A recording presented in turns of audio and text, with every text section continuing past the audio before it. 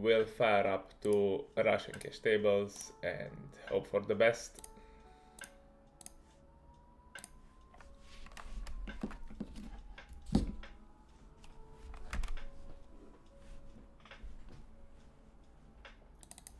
We start with pocket kings.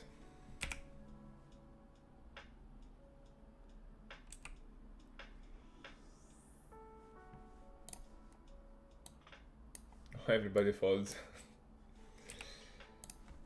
Good start, good start.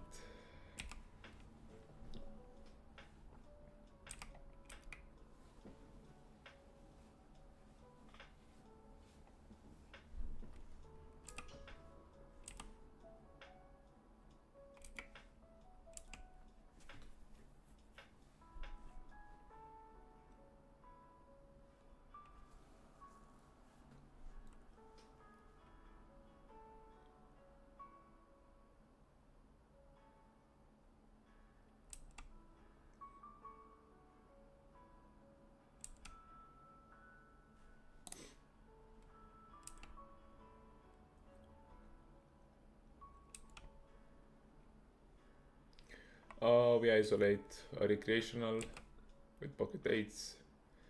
He seems, yeah, I mean, he's playing super weird. To be honest, I think here I like betting more than checking because they will just play face up and I will not get bluffed check raised, so my c-bet will not be punished here.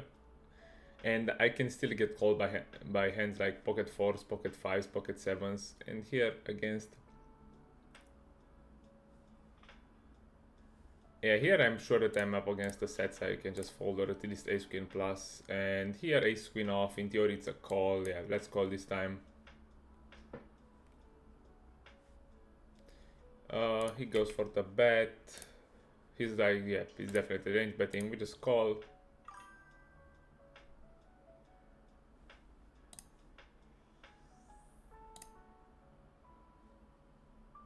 Ace queen. Do I wanna bet this hand? I'm folding. Yeah, I think I have enough showdown value to check it back.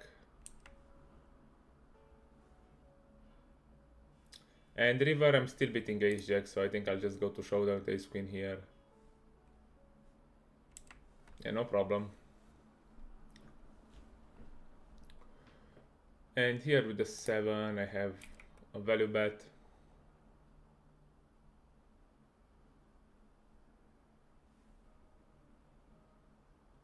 He just calls ace high.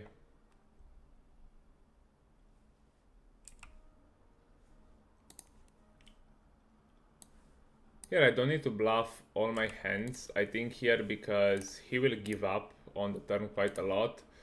I probably want to bluff hands like queen jack on the river as played. Maybe queen jack and ace jack. Ace 8 we defend. Pocket 7, so we'll defend this time. In position.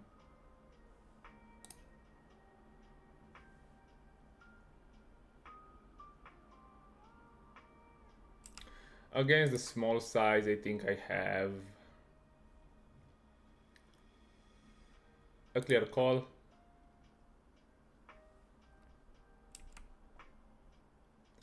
And when he bets the turn, we just fold.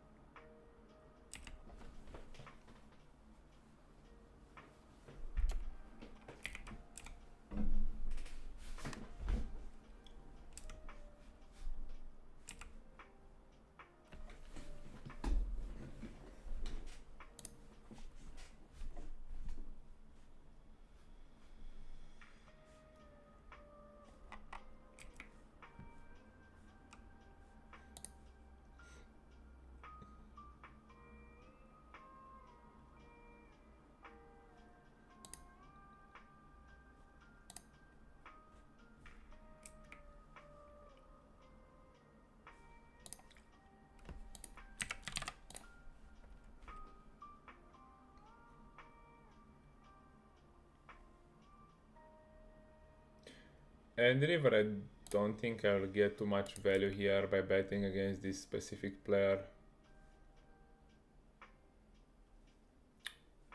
7-6, I'll call this time.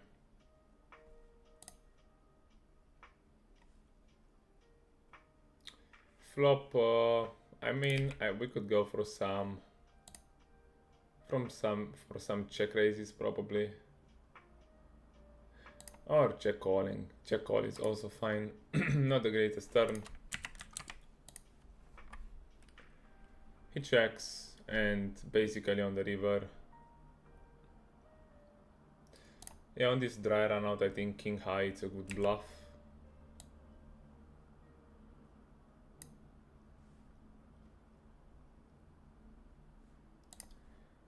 And here 7-6 probably. Do I want to check jam this one? Here I'll just give up king high as played.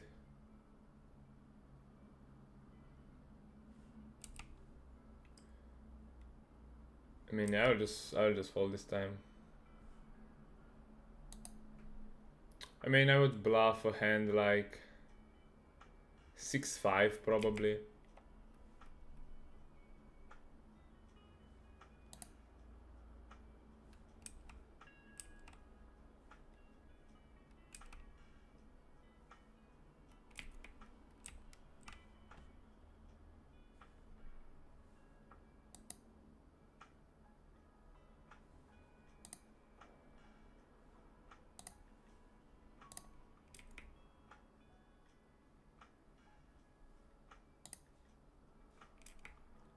I like to find the raise here with pocket fives. We benefit a lot from equity denial. Can still get called by some ace highs.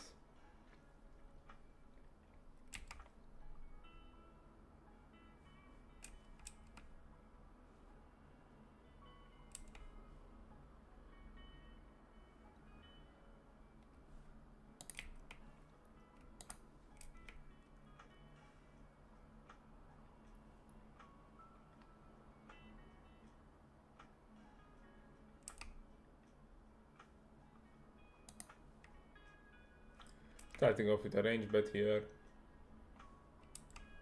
for a quarter.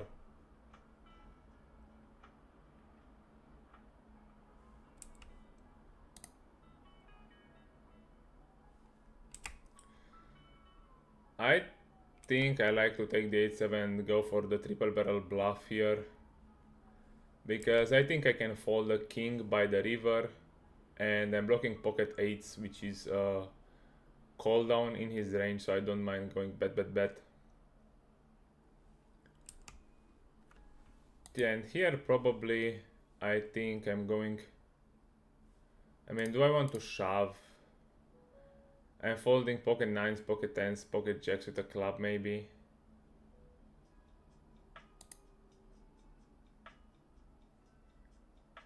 Or I will give up this time. I took too much time bank, yeah.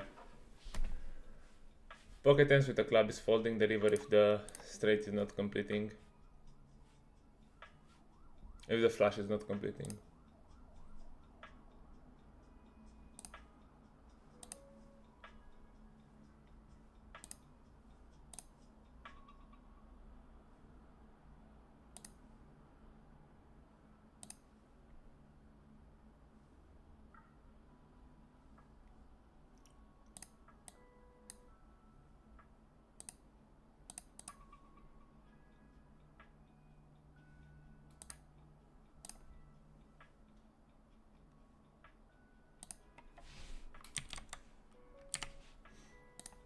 Here I think, yeah, we just stack off on the flop with 10-9.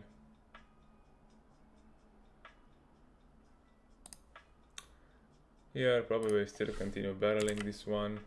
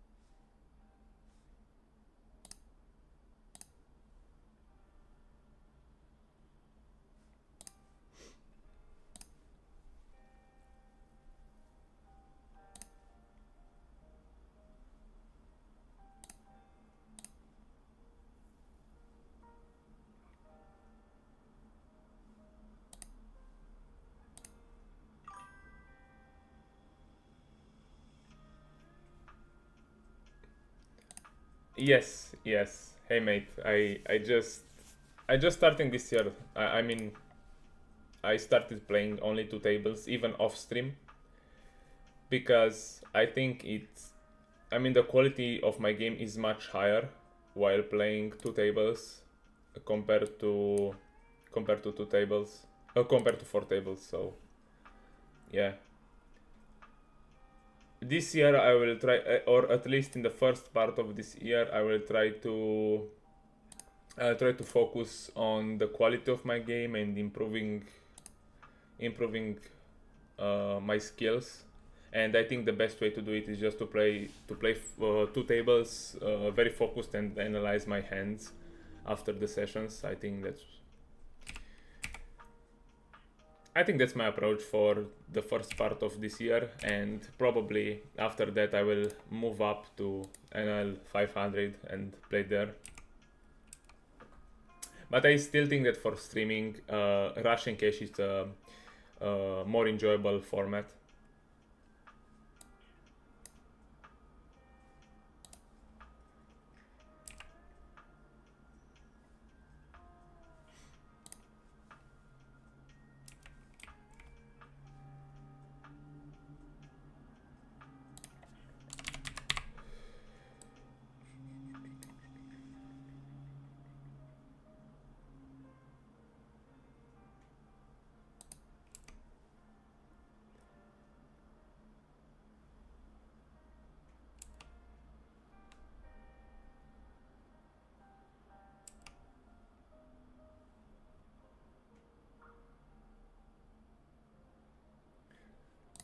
Here I have triple barrel bluff this hand. I mean, I'm blocking king queen, I'm blocking pocket nines, king nine, and on the turn I'm blocking straights, and yeah, it's a straight completing turn where I think I will get an overfold.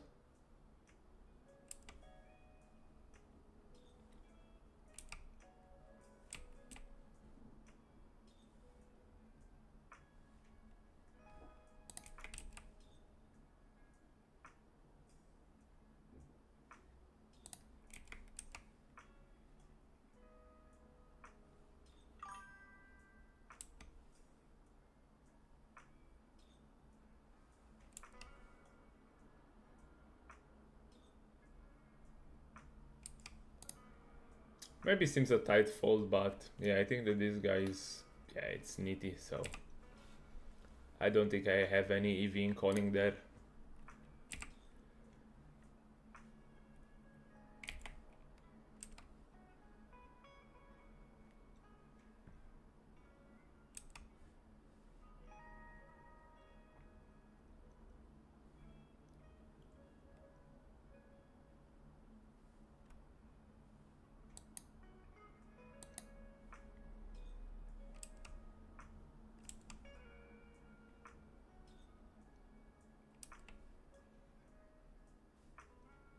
Against the recreational, I'm gonna 3-bet. I mean, it's a way. He's a whale, so I don't mind 3-bet. I could also call, but I like to have the initiative. Here, pocket threes. Gonna start with a bet here. Pocket ace, I think I can flat against 2 BB open.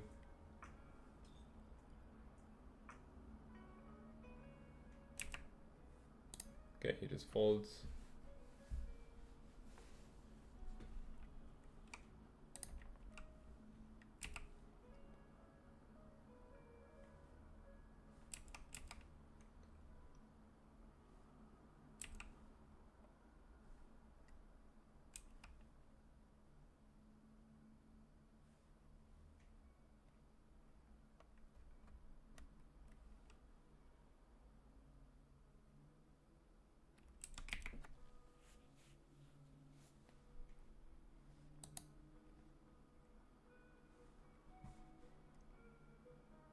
I will just flat ace jack suited here against this like super small squeeze.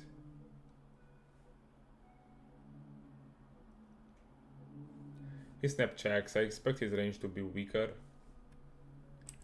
Gonna check myself too and see what this guy does.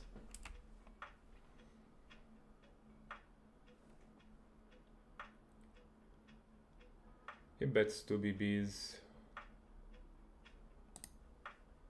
I think his range is more like pocket 5s, pocket 6s, pocket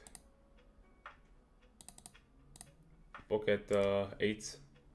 So I'm going for the raise here. Turn, I'm gonna still continue putting pressure on the same under pairs, and by the river probably, I mean, yeah, and here I will just check and give up because he has a lot of flushes in his range.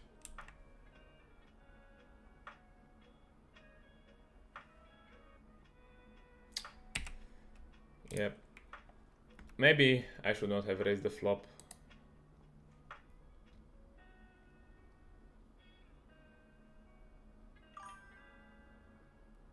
Thanks, mate. Thanks, mate. Here I'm gonna check pocket tens.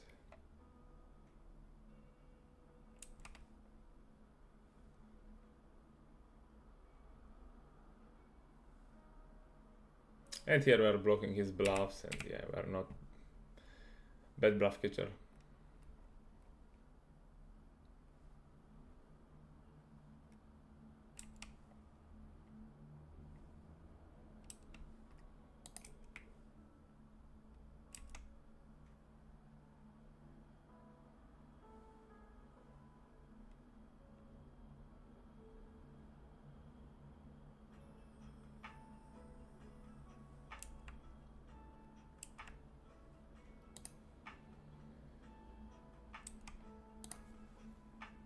I'm gonna start off with a half pot bet here.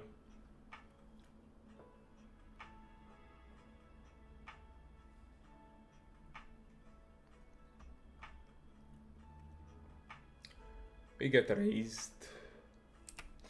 Probably I'm just going to call once, and then on the turn it depends because he's aggressive. So yeah, I just want to see a clean turn basically, which doesn't come. I mean, it's the worst turn card in the deck.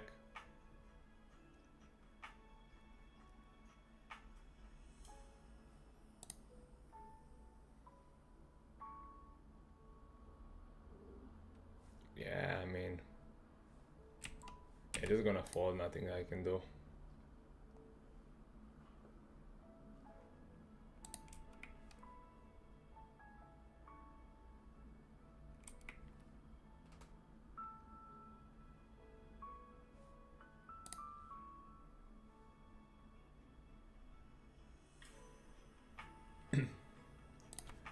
Gonna start off with a 1/3 pot bet here.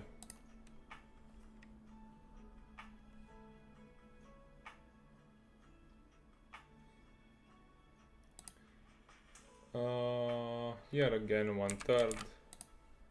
We get raised. I think flop I need to call once. Here I think half pot is fine.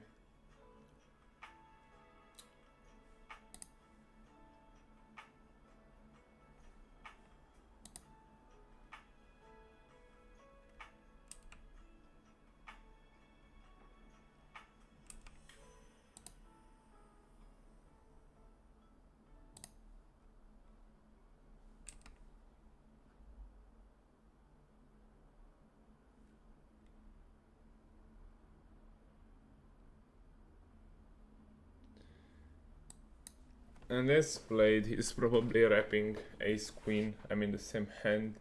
You can have queen jack, queen 10. I mean the question is how many king queen.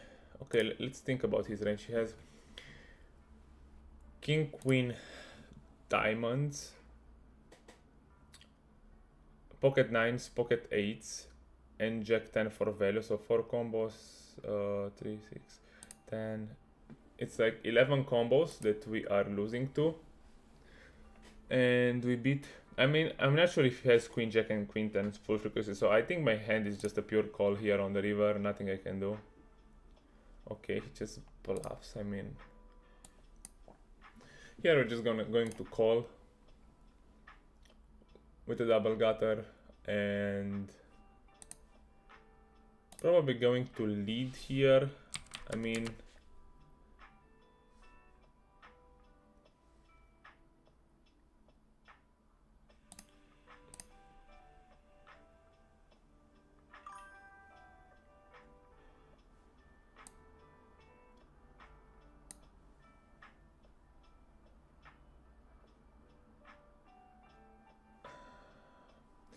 And with the straight, probably I'm going to play check.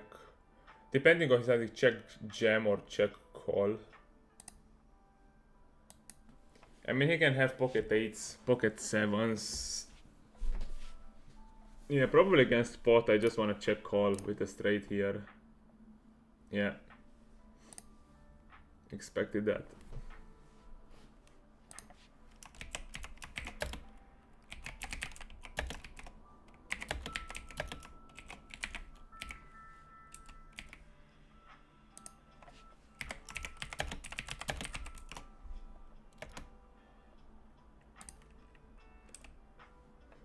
Oh, pocket nice, just gonna flat.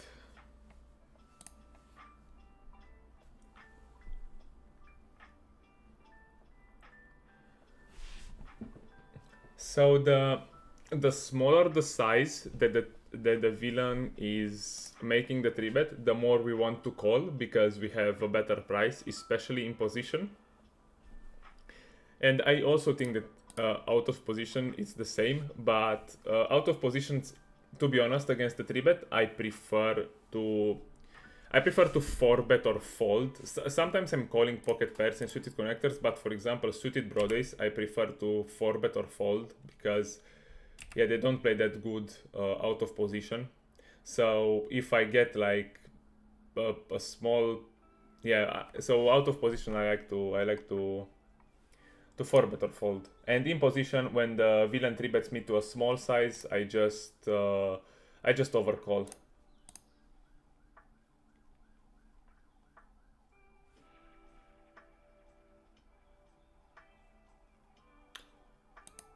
By the way, Isco, did you take a look at the YouTube channels that I mentioned about yesterday? Oh, King 9. Yeah, probably just betting this one.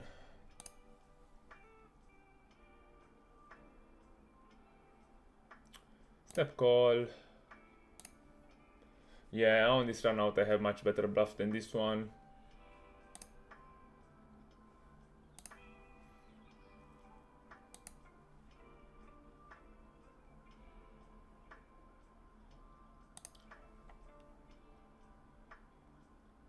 And river it's too good for his range, so I will not bluff. I will pure give up my air here on the river, I don't mind.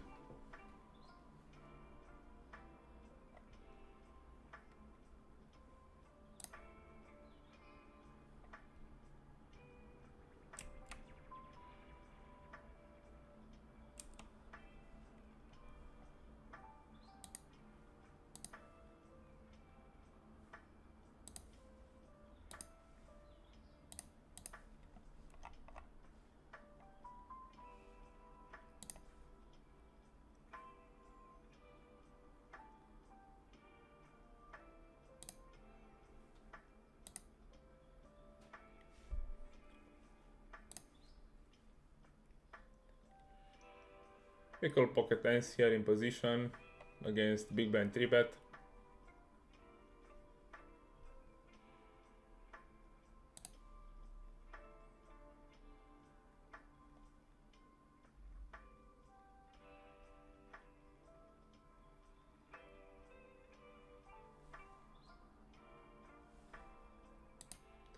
Pocket tens I will stab probably.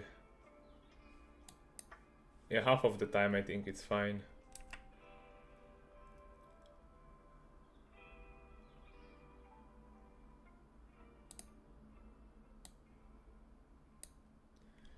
And I think that here on this turn I just want to check back more often than not.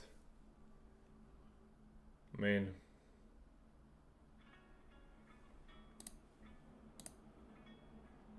and river it's nice.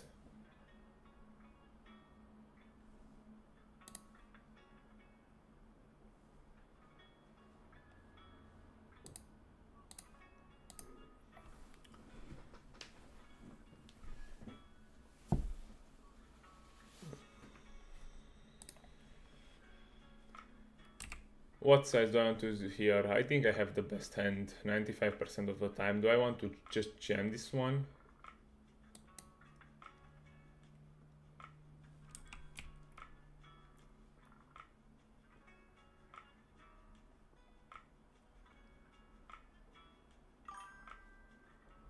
Nice, he just calls king jack.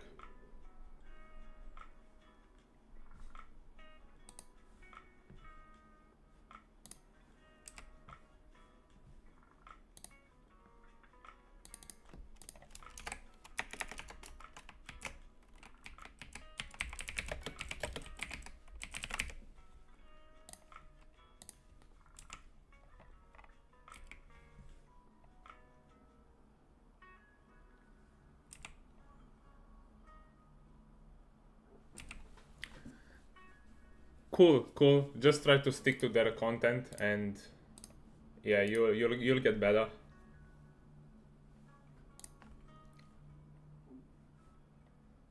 I can also share with you my my Discord, and in my Discord channel, you can post hands, and yeah, we can discuss hands.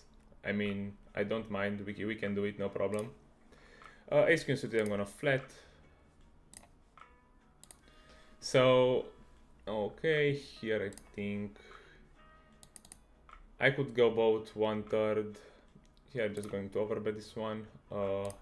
Here, probably going small.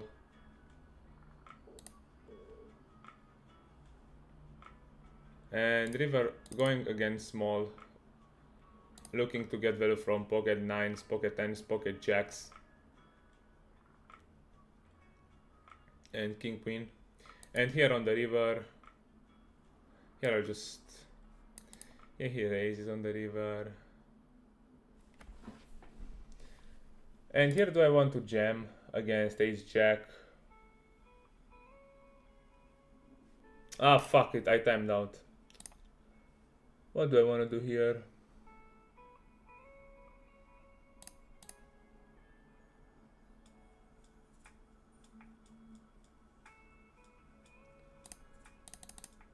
I think going to third is fine.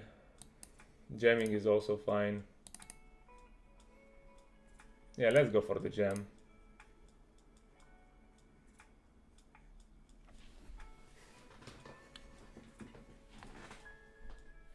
Yeah, here I just timed out, but I think I wanted to call. Because I think that he just exploits my sizing. I don't see, maybe he has pocket 9s, but it's the only combo that he can have that makes sense there.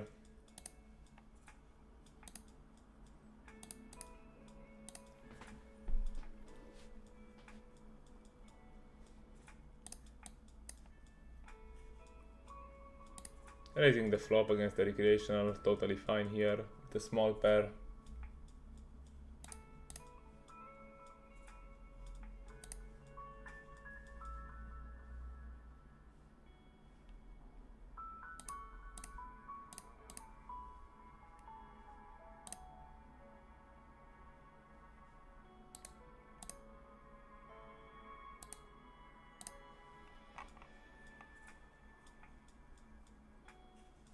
Yeah, going to 4-bet.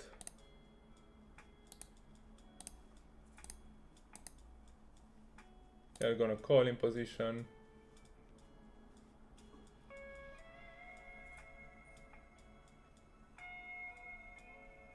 I guess the jam will snap call.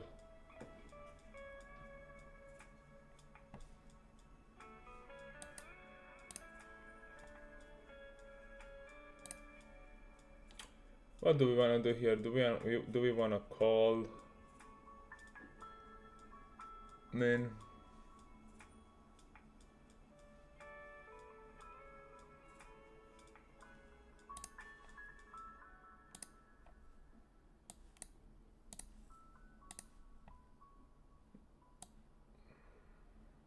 Just gonna fold this time.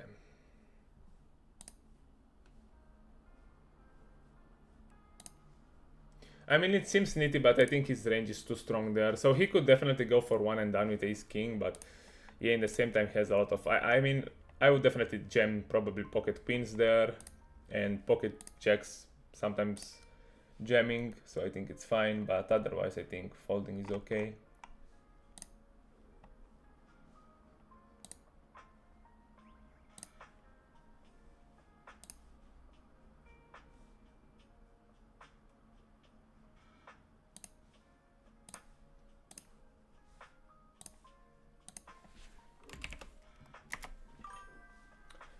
Yeah, this is my Discord channel, so there I will start posting at the end of the month, like results and stuff, and yeah, I will try to make an active community out there, and then yeah, we can discuss hands in the Discord server if you want to. Ace King gonna check, and if definitely this river I will bluff.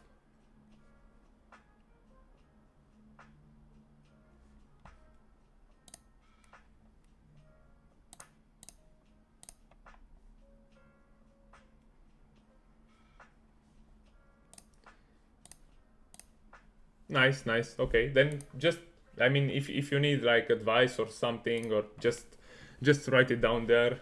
Just post some hands, and we can discuss. Or any strategy related videos or any questions that you have. I think this is the best way to learn. You play, then you review the hands that you played, and so play review, play review, play review. I think this is the way. I think here overbetting is fine.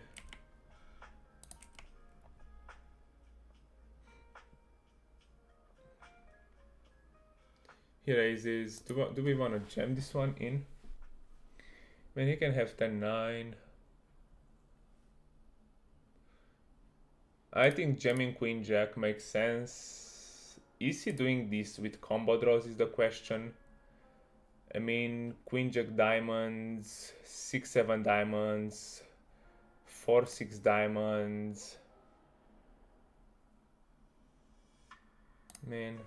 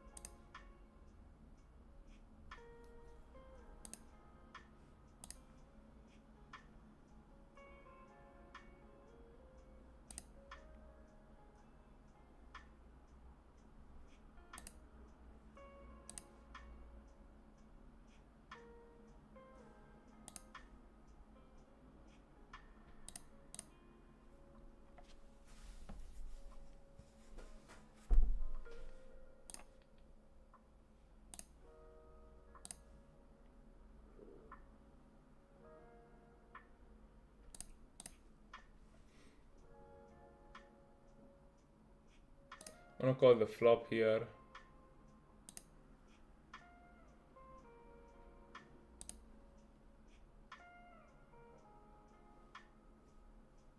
I'm gonna fold the turn.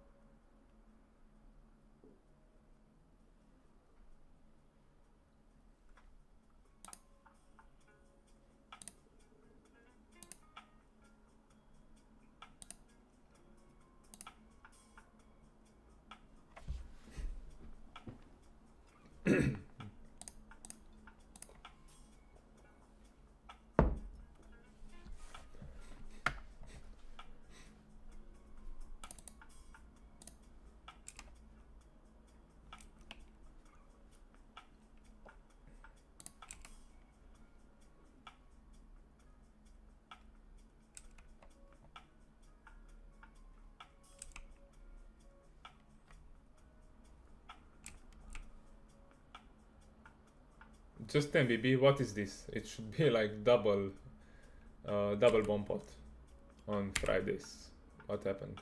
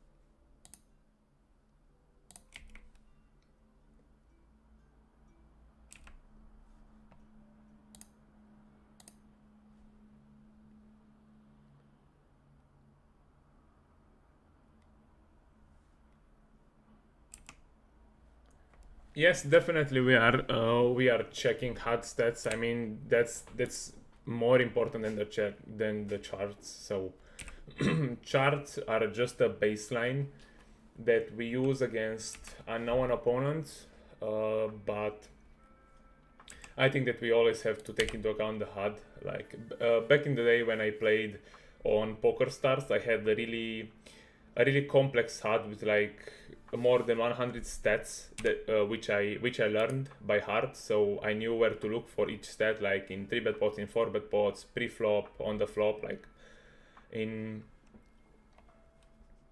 uh, in all positions, and then I just played quite exploitatively.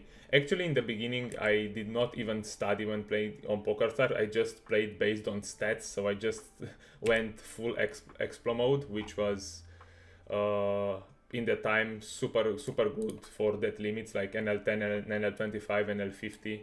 Just going full explo mode, and yeah, it worked out well. So I would say HUD is super important, but it's also very important to have a baseline strategy and to know to have theoretical knowledge, because I suppose that your objective long term is to move up higher and play higher and higher, and then it's better to start off with a solid foundation uh, and then to deviate after. So having a strong theoretical knowledge and then building exploits based on the theoretical knowledge, I think it's the better way. So I didn't start with the best way.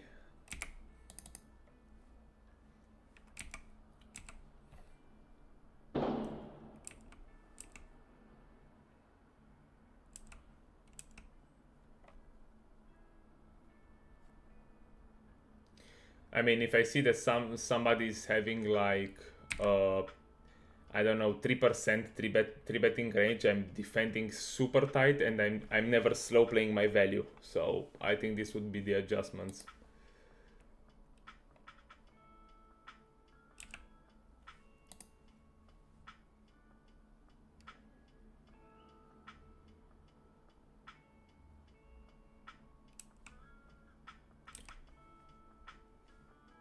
And if somebody is 3 betting too much, for example, if I see on the HUD that somebody is 3 betting too much, I will just 4 bet him much wider. All the mixes, all the hands that mix between calling and 4 betting, I will just 4 bet, because yeah, his range is too wide, and I will get a lot of hands to fold and deny equity from.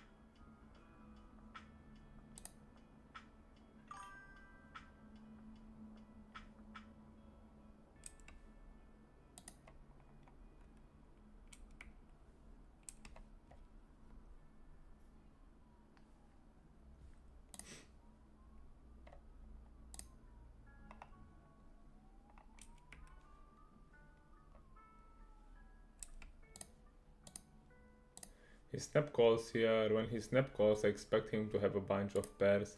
Here I think with the ace of hearts I will bet quite frequently.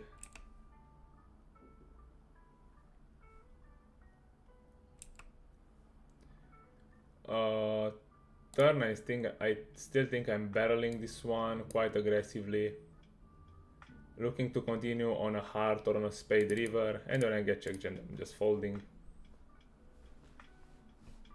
No problem.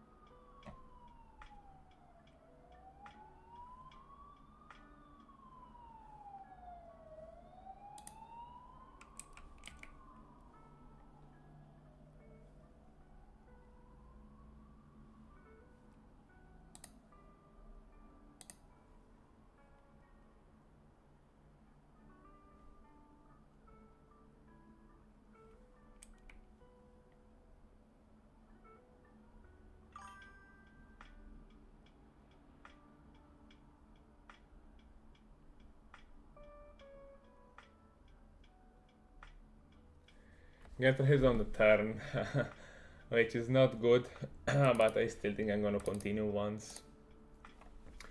Brush would be 4-5 spades, lose 4 spades, and I'm still beating some, like 2 combos of 9-8 suited, so I'm just gonna call.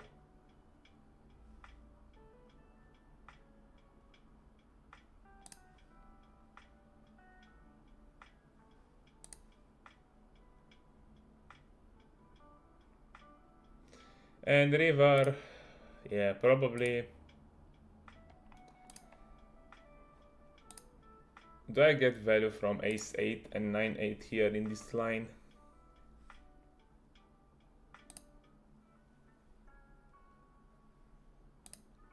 I might be greedy and go for the bet here.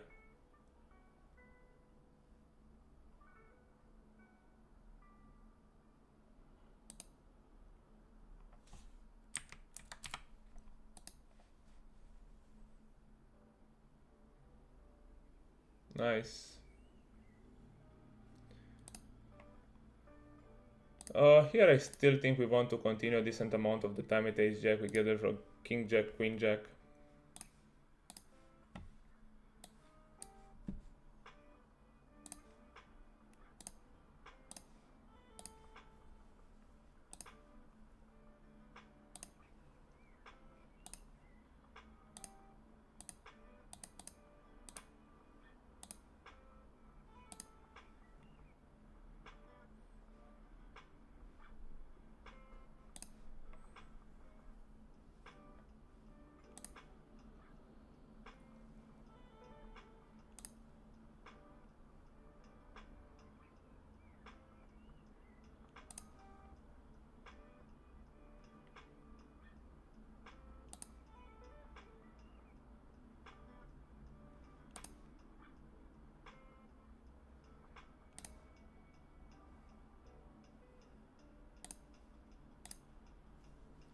Pocket kings this deep will always 4-bet to a bigger size. I mean, all my hands in the range go to a big size. Yeah, you always start from low stakes and you move up ISCO. So yeah, you just have to learn to. I mean, you learn, and then the progress will come, and you will just move up in stakes, and you won't even imagine where you can go if you keep improving. Do you play rec tables or do you play Russian cash?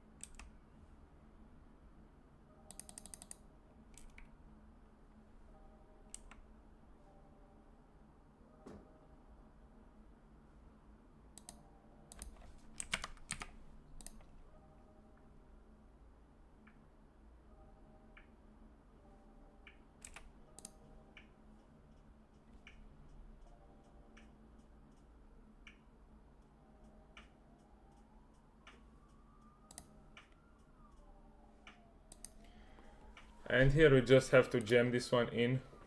I mean, he has aces, kings, queens. He can have king, queen clubs, of course, king, queen diamonds, but yeah, I think nothing I can do on this turn.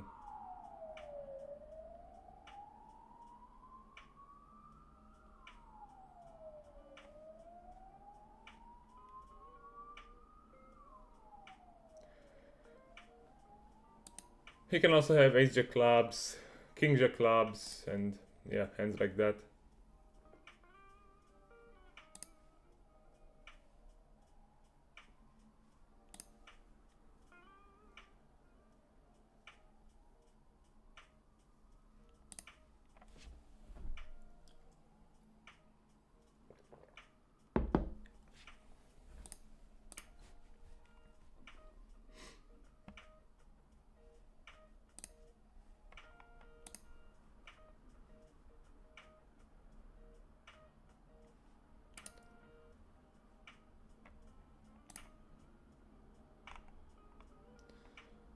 This one, I think here I'll increase the size a bit against the recreational.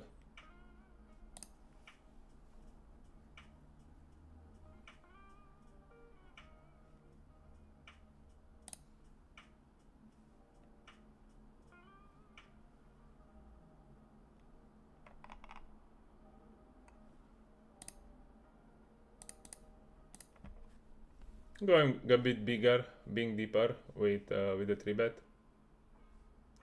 Here we start off with 1/3 pot bet with queen 9.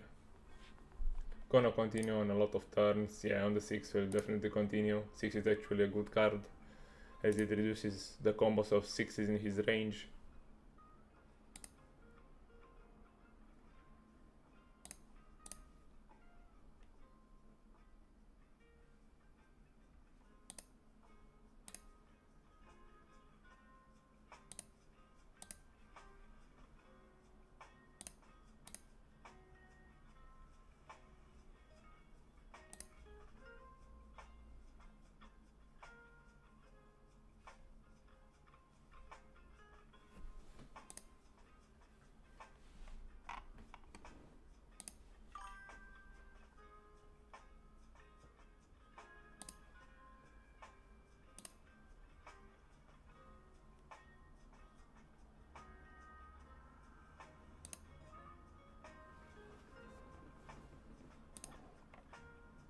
Nice progress. Nice progress. I suppose that now on NL10 it seems a bit hard, right? As you move up in stakes.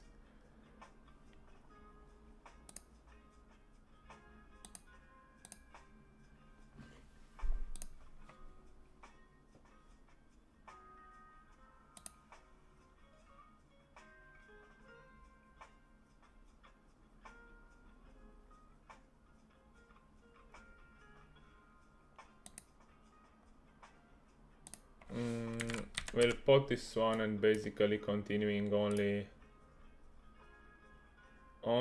on a club river, I would say. I would jam this one.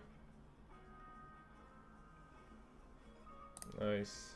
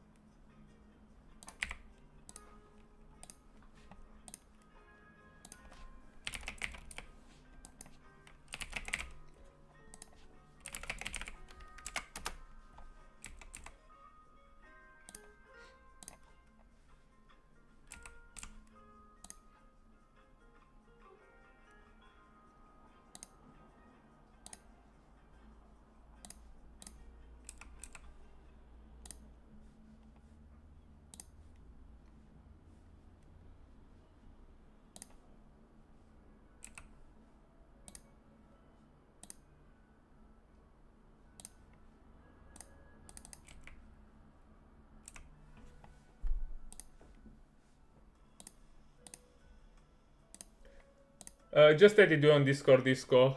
I will send you an interesting video about how you should proceed from each stake that you play. Further, here against the 4th bet, he chose the correct size when we are deep. I think pocket kings I think I can start 5-betting sometimes, but I prefer to just call. And then, yeah, we'll just play post-flop.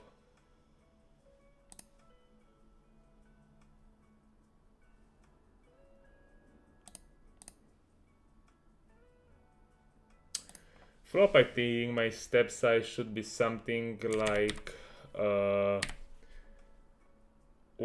here. So we'll go 21.8.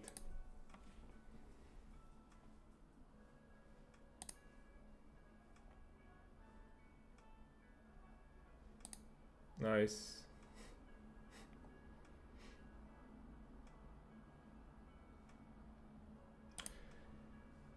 Then we continue here. What I can suggest for NL10 is that you study the most common spots. I mean, big blind against button, small blind against big blind, and small blind against button 3-bet pot.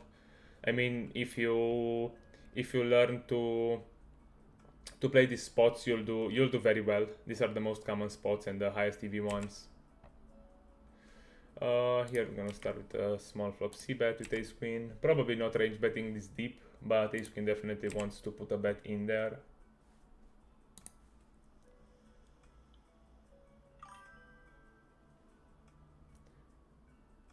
Thanks Imperium, thanks. Ace queen, I think.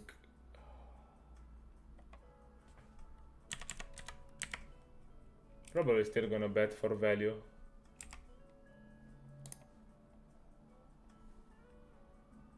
He can call ace 10, he can call ace jack.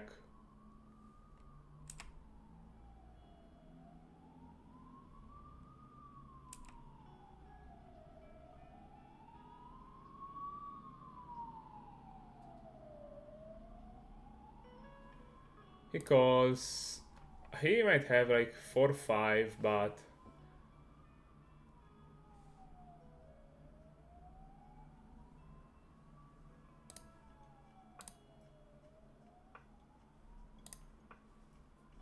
I think on the river I can also have 2/3 on this river.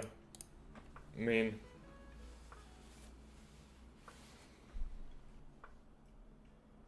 yeah, I think 1/3 is fine here.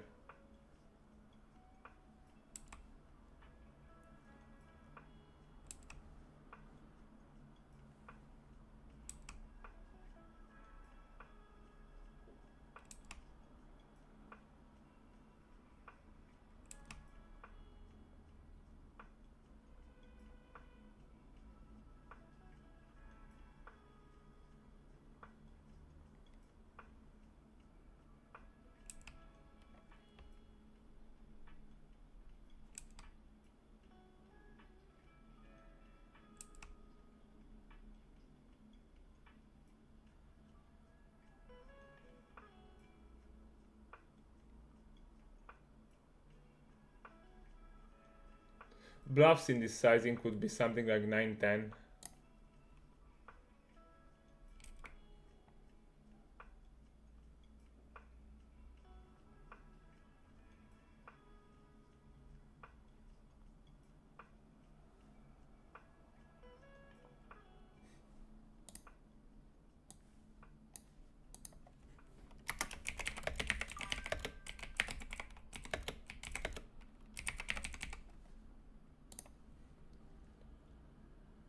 No, I don't talk Italian.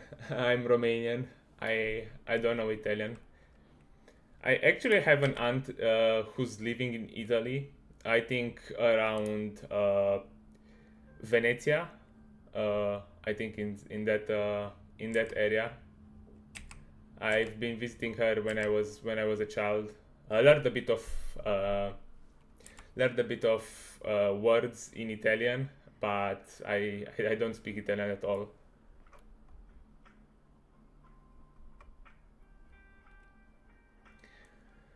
Isco, especially if you are 4-tabling Russian cash, I think that I think that the variance could be quite high, so it's not an unusual thing to be losing. So it depends on how many hands you are losing. So if you're losing on, I don't know, 100k hands, then yes, it's a problem. But if you are losing on 20k hands, yeah, it can happen. It's just, I mean, it can just be variance, and it can also be like from the fact that you are trying things. So maybe you are trying some things that might not work, and yeah, you'll see with the time. What I can recommend that you try to do, for example, if you try a certain exploit, it's just to like after you try that exploit multiple times, to just take a look into your database and see how often it worked. For example, you decide to I don't know, let me think. You decide to check raise the river like super often, like a lot, because you think that the people are overfolding, and then you try this for, I don't know, 2-3 weeks, and then you just import the hands in your database and see how often it worked and how did you play the hand, and yeah, you just see if your assumptions were right in that spot.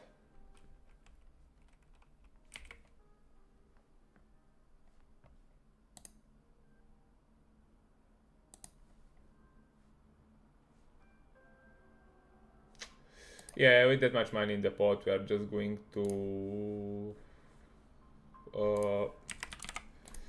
jam ace king here.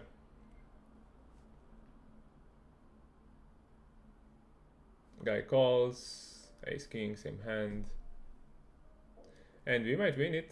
Let's see. A bit of good luck. Nope.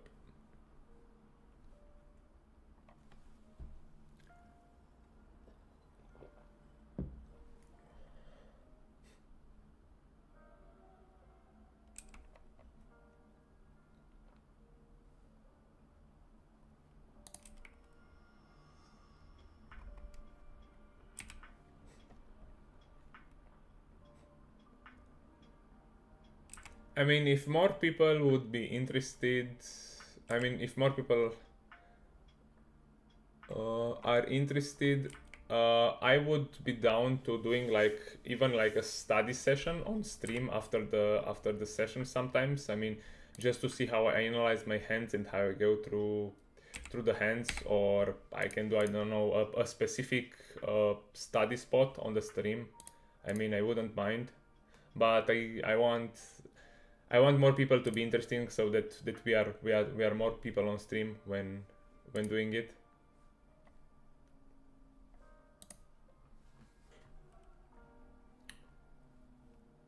Pocket aces. If this guy folds,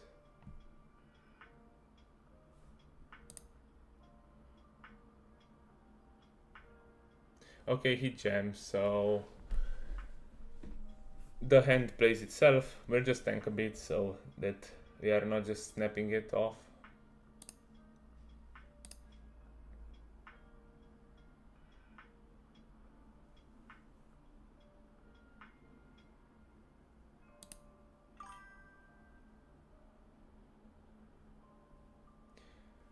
Also off stream, I'm playing two tables, just two tables, because I want to focus more and yeah, have higher quality sessions. For tabling, it's besides being higher variance, it also like affects the quality of my game. So I'm playing way poorer than I'm playing two tables. Here, standard spot, unlucky for him. Nothing we can do, neither him or me.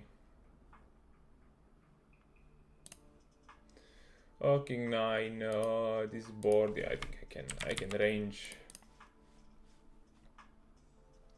Snap calls, I'm gonna check on a flush completing, and the river just going for the value bet. He just folds.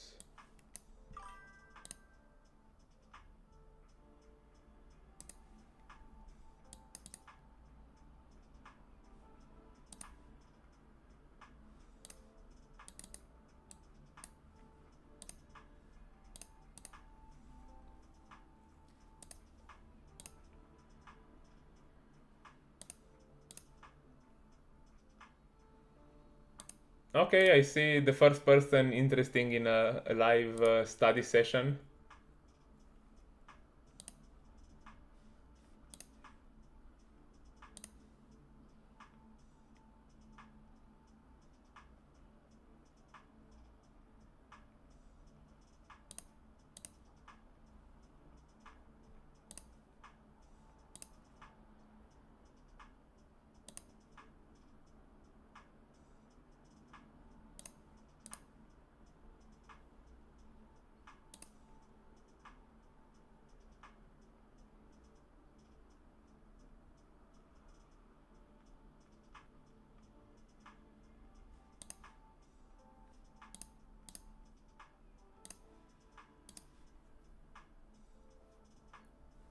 Gonna take a short bathroom break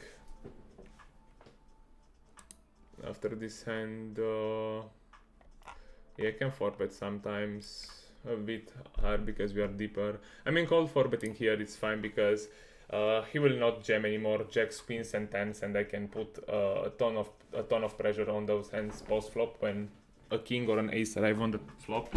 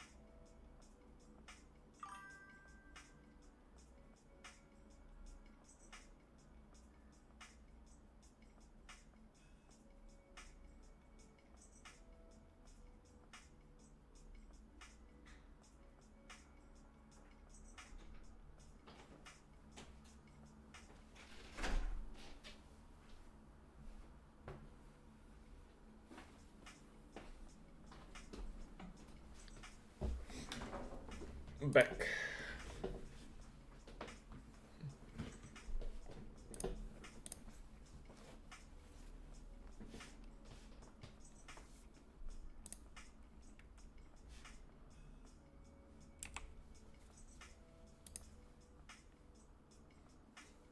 Salut, Martin!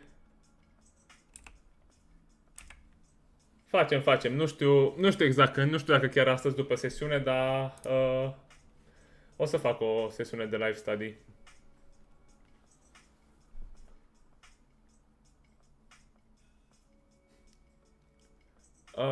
The labels are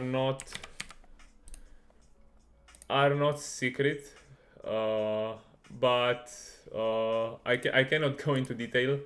Like dark brown, red, and orange are all kind of frags.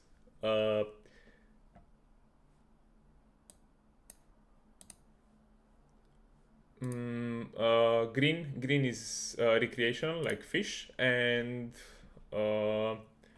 purple is like whale. Here, let's think about this one.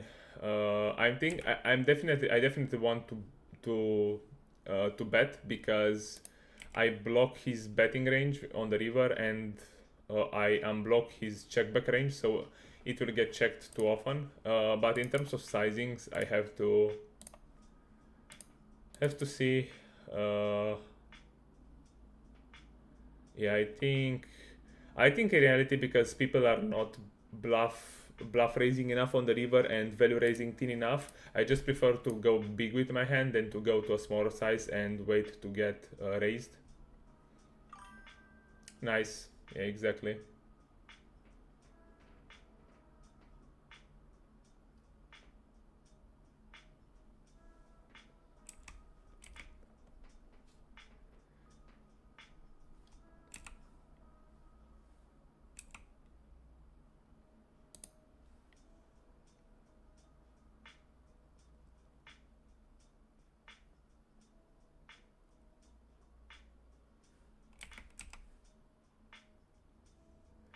So you went down from 170 in EV to 42, which means like you lost about 12 stacks. I don't think that's a lot. I mean, I had sessions where I lost like 15 binds in less than an hour. So I think that this might be it's a normal swing for like if you lose like 10-12 stacks in like 1 week. Yeah, I think it's fine. So here I'm gonna call once.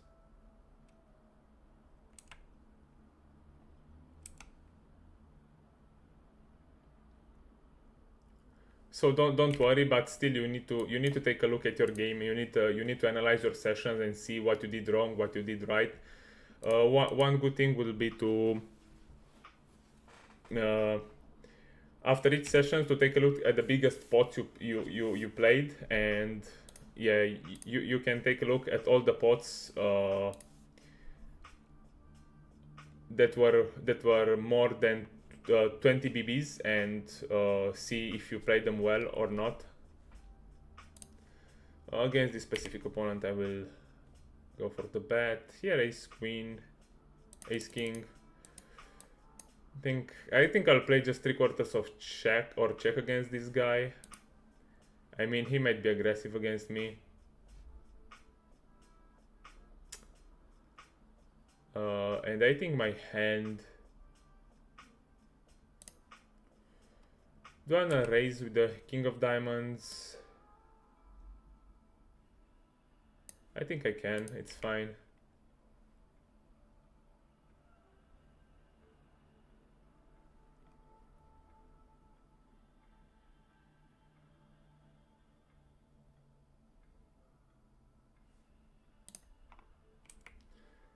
And on the river, I think I'm going to overbet it because he can still call the turn with a jack.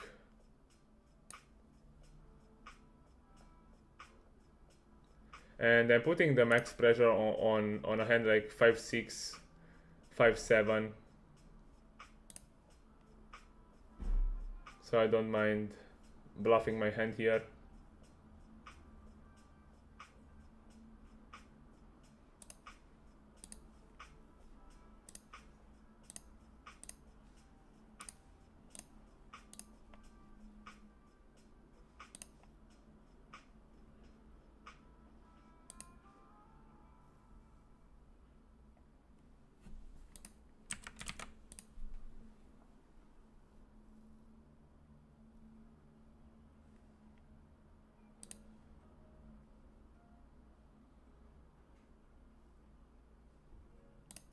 There will pay overbet or check.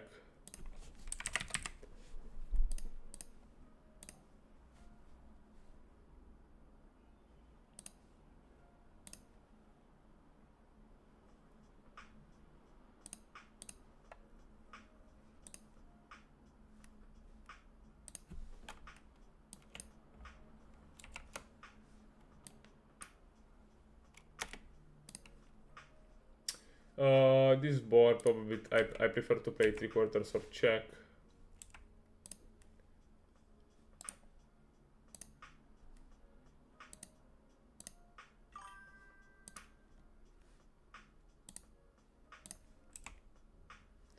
I'm gonna check this one.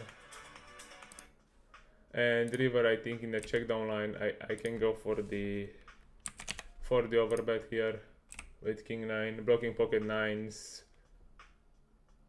some king 7 that arrives on the river.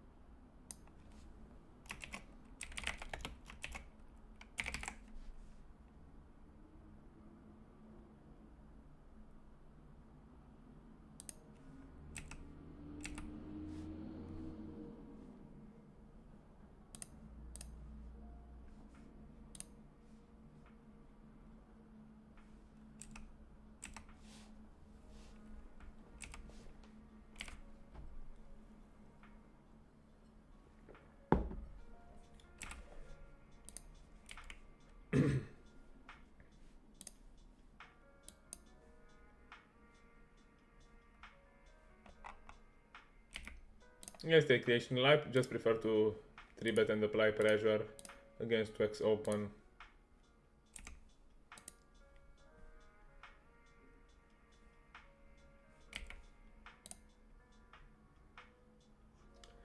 Not only hands 20 BBs and up, because there are different kind of pots. So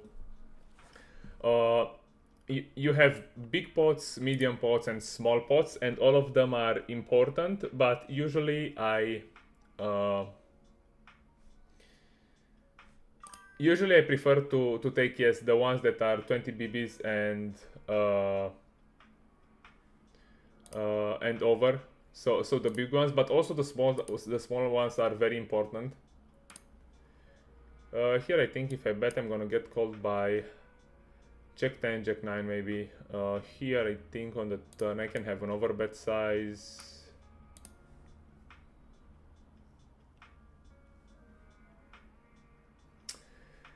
How about you? Overbets, I mean, it's a very complex topic. So usually we can overbet and we can use very big sizes whenever we have the nut advantage, and this means that we have a lot of nutted hands in our range.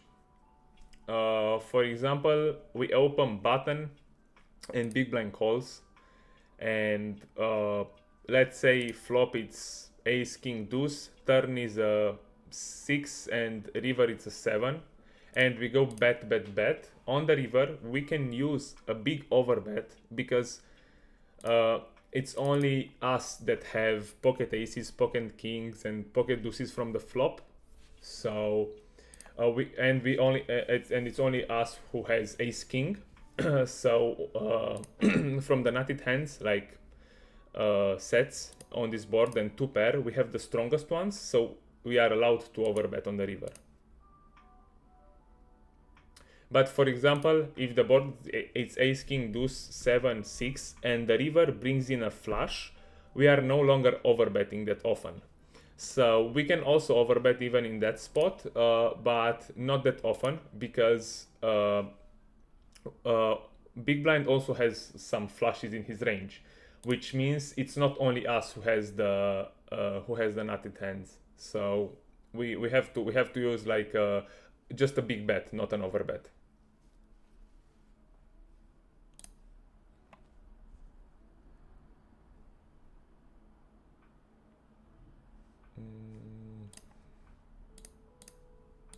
Do I want to bluff this one?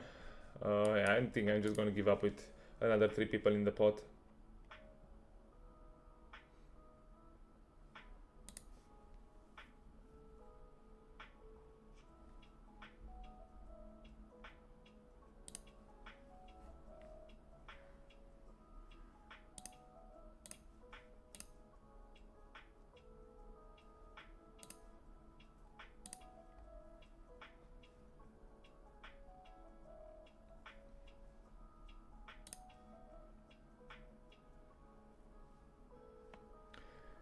And you can use overbets both on flop. You can use overbets on flop, turn, and river. But in the beginning, especially if you're playing low stakes, I would recommend using them only on turn and river.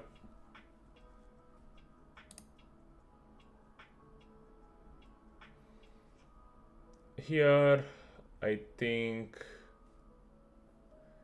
if I'm bet, I'm blocking ace jack, I'm blocking king queen, folds. If he folds 3 combos of king queen, I think it's fine to bet this hand.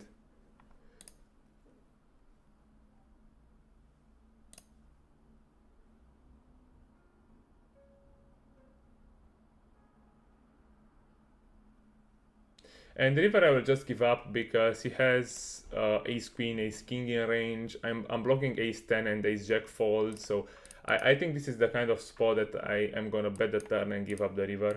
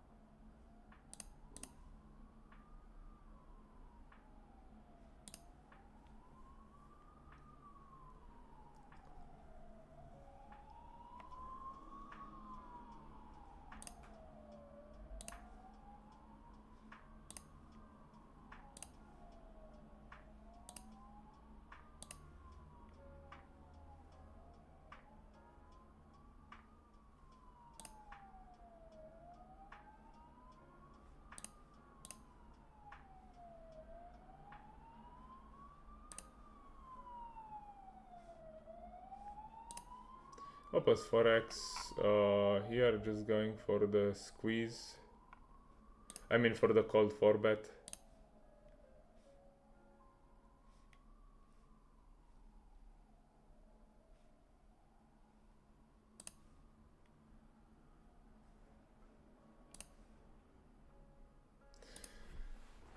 Yeah, here it's a gross spot because he's raising a 3x open, so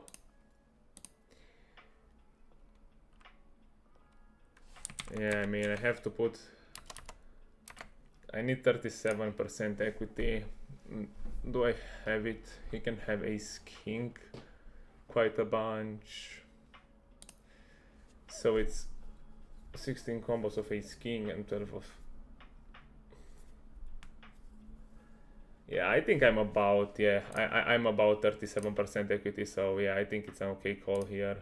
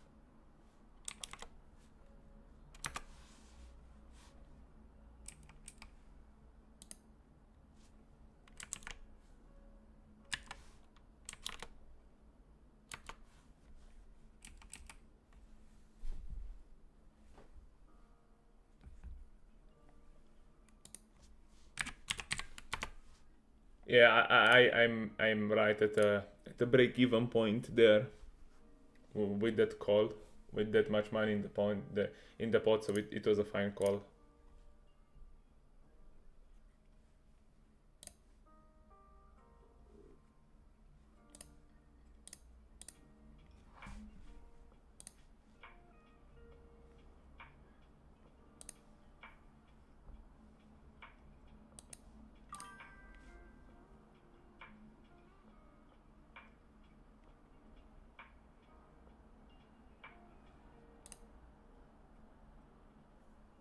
Yes, you can definitely make a living playing poker. I'm doing it. I'm doing it for 4 years now, so definitely you can do it. It depends a lot on the country you are living in, because for example in Romania I have low cost of living, so I could live off, I think, even playing NL25 or NL50. Yeah, let's say NL50. Yeah, NL25 and NL50 I could easily live in Romania. But if you live in I don't know, let's say UK, probably you need to play NL200. Maybe NL100 you can still make a living in UK, but I definitely think that you need to play NL200 to make a living in in countries like UK, Germany, Austria. Yeah, like you have to be playing NL100, NL200, something like that. But yeah, there are a lot of people living off poker.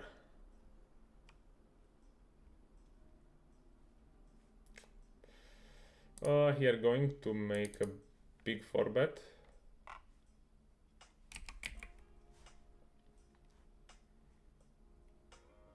And we get called. I think flop. Flop I can do whatever I want, to be honest. I mean, yeah, I think ace king can check easily. High RnC, I will check this time. And here, just going to go 1/3 probably with my entire range on the ace.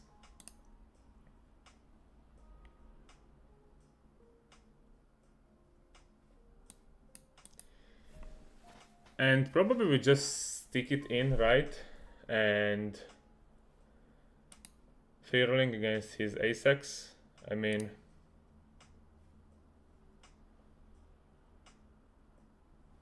yeah, just taking my equity here.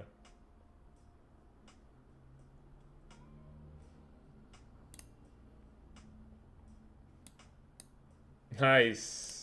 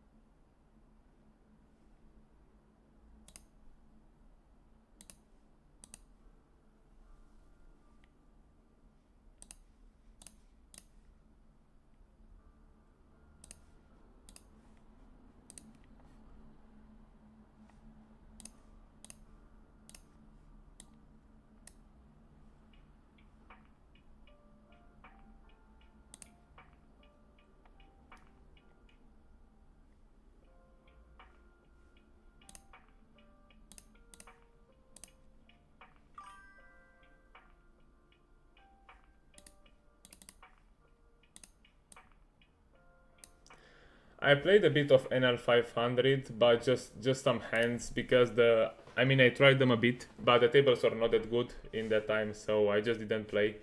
So NL500 online, I would say, yeah, let's say NL200 because I don't have volume in NL500, and live, I think NL. Wait, just let me think. NL2K live, something like that.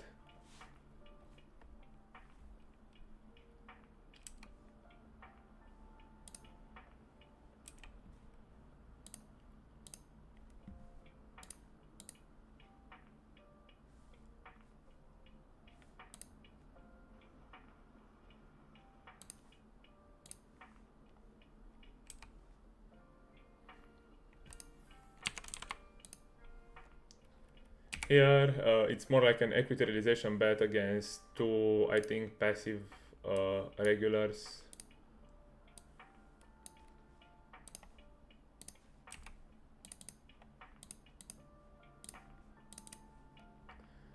Here I prefer to overbet this hand because I can fold out better hands like a7, king 7, and I can get called by worse hands which are like flush draws, so I don't mind betting this one.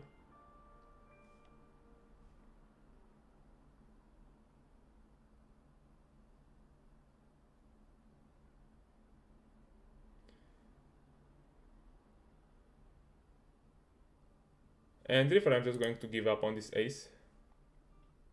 Okay, it's 7. And here I will just call pre because we are so deep, and I think now I just want to play call and call. I don't think I will ever raise this one. At least not on the flop against this polarized bet.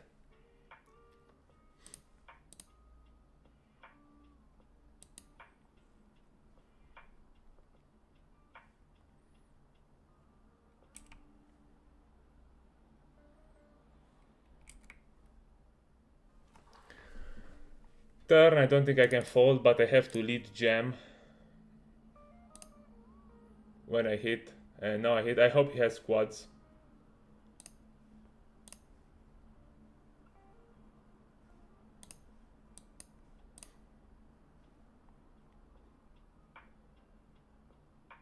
Oh my god.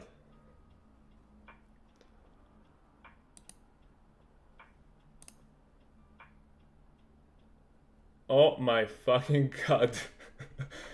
What is going on here?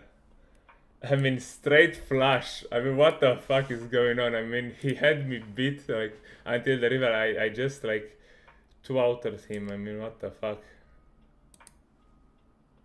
What was that, man? So it depends. I think between Russian Cash 200 and NL 500, it's not a big difference, I would say. But between NL 200 and NL 500, it's kind of a significant difference in skills, but not that big. I mean,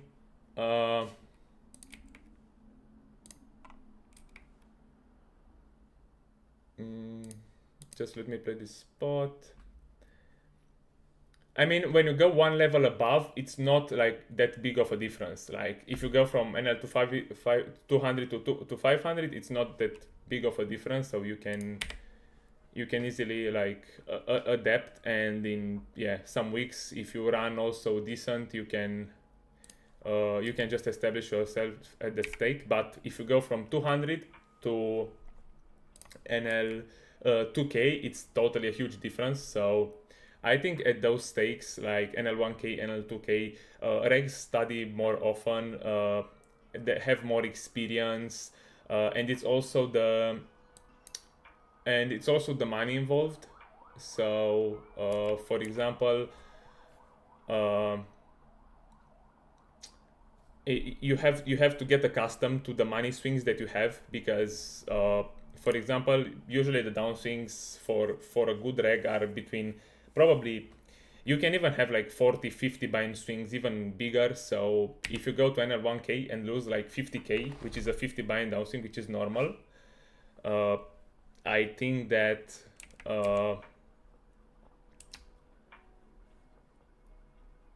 I think that it's gonna be hard. So if you go up to 1k and face a downswing, it's also the money pressure. So it depends on how good how big your bankroll is, and yeah. Thanks, thank you, appreciate it.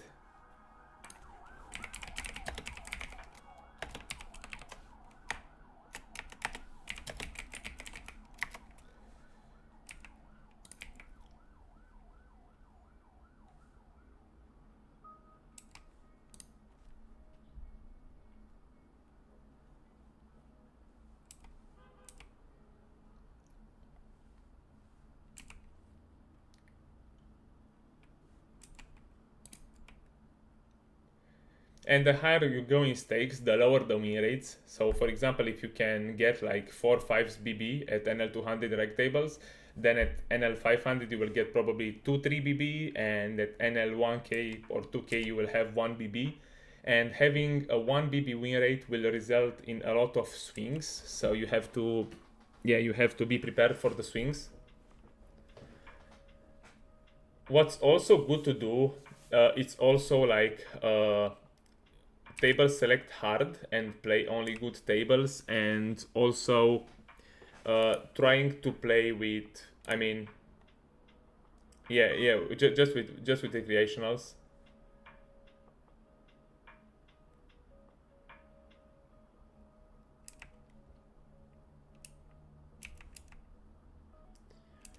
Yeah, I think that NL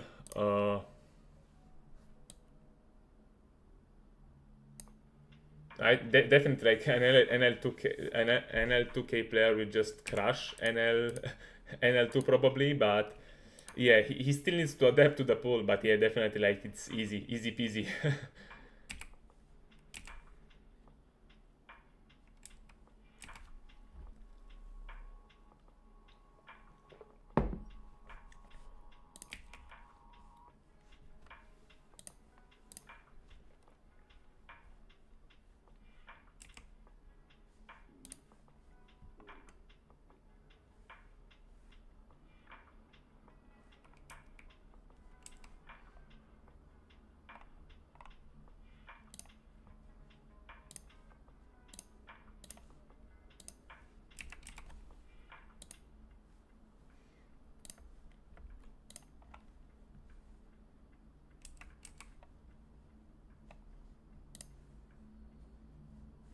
Enough showdown value here.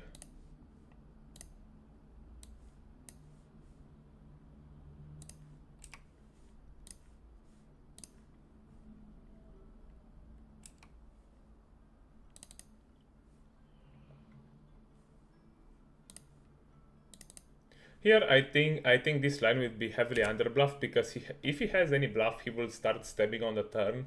So when he bets the river, I think he has value. He could even be thin value betting an 8 here, knowing that I will call with ace high. But I will just fold here because I think that this line is heavily underbluffed.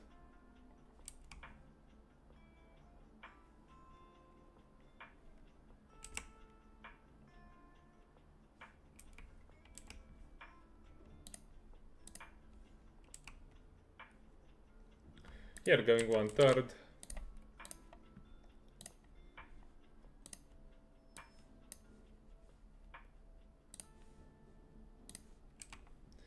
On the turn, Queen Jack probably just going to be a check.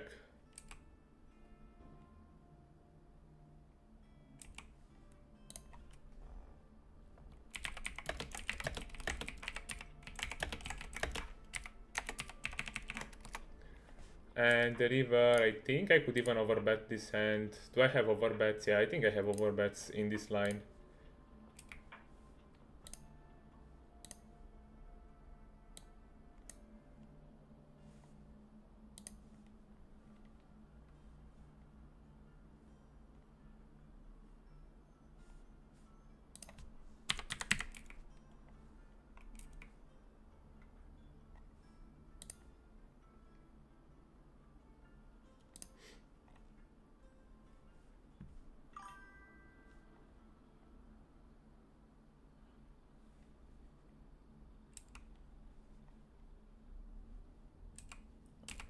I talked about bankroll management yesterday. I think that it depends a lot on the skill that you have. I mean, having 50 buy-ins at the current stake that you are grinding, it's a good approach. Uh, but personally, I prefer to have 100 buy-ins to be safe. So if I'm grinding a certain stake, I want to have 100 buy-ins so that I know that I can support the swings and it won't affect me and my decision making. And besides that, like, yeah, let's say, and you can take regular shots, for example. I mean, if you have, uh, let's say 50 buy-in at your current stake, then you can take some of that, like maybe 10 15 buy-ins from that, and just play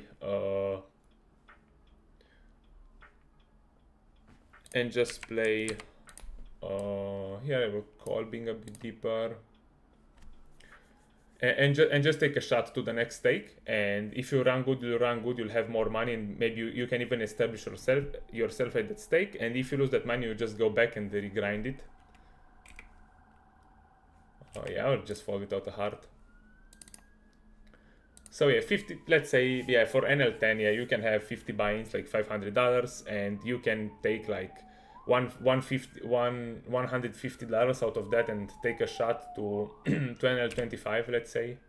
So I think this would be a good approach.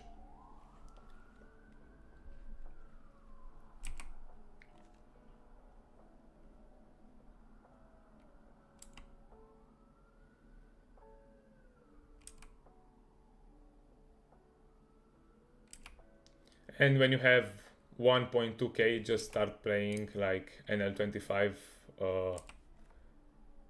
like full time, like just grinding NL25.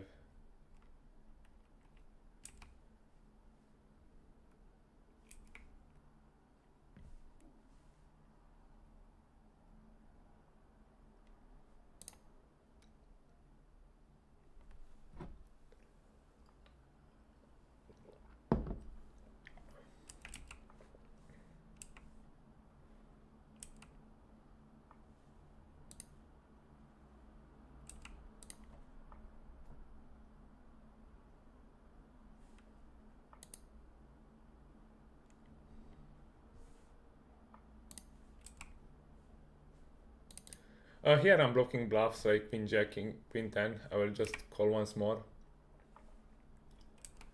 And on the river, basically, we split with any ace. Or no? No, we don't split.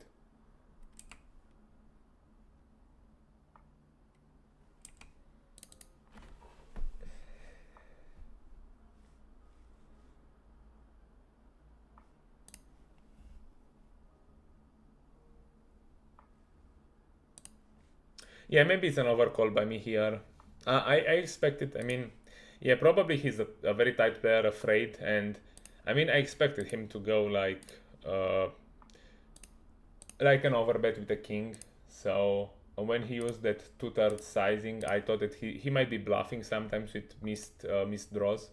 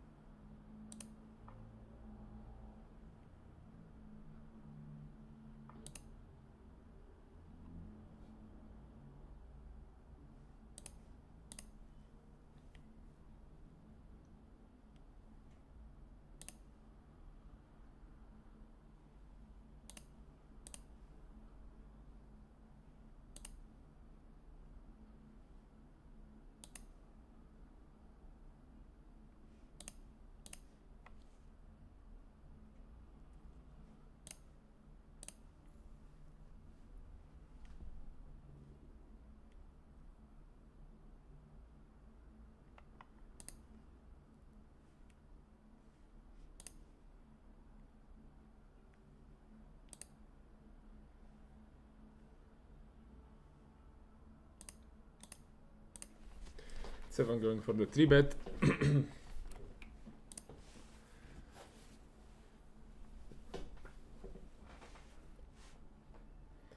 Queen 10 is a fold against the 3-bet. Jack 7 exploitative open because I'm facing passive players acting behind me, so I'll not get 3-bet often enough. I think this hand can mix between betting and checking. Yeah, I will check. I will bet more than check. I still get value from 5s, 6s.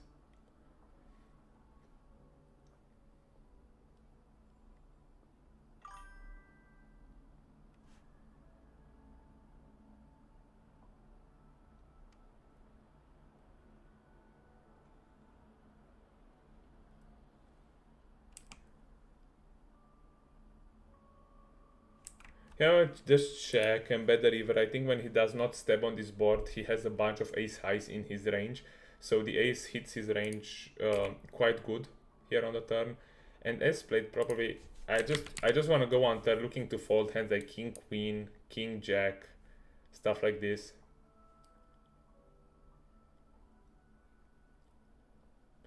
Yes, you can definitely go for that approach uh, and play up to 130 BB. I think actually I think that is the best advice. You just don't play deep if you didn't study the game deep because it's totally different.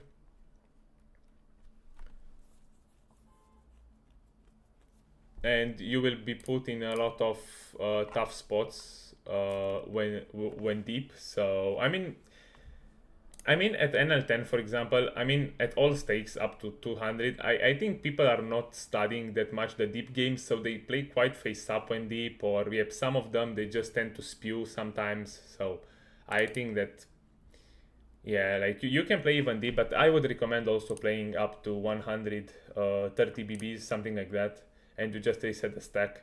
Here, 5-4, 5-4, I will call BVB against the 4 bet.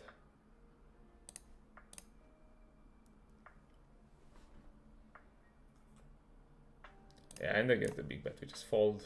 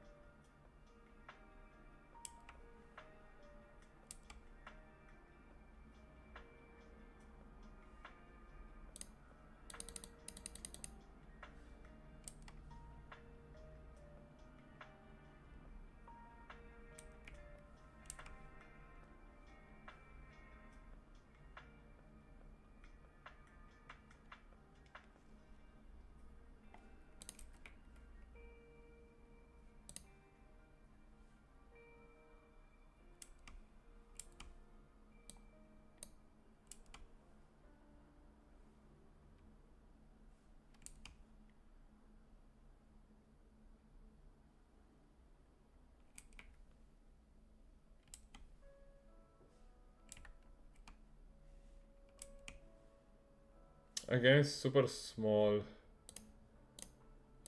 3 bet, I will just go for the 4 bet here.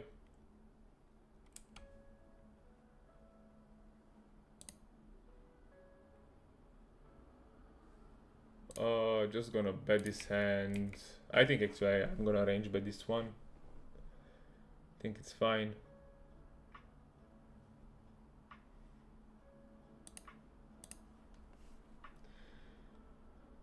And here,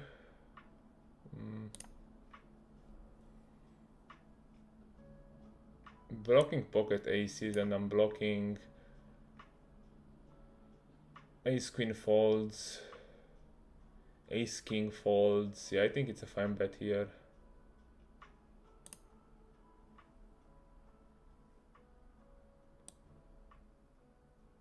And the river, I can fold out pocket tens, pocket nines, and I don't think he has queens here.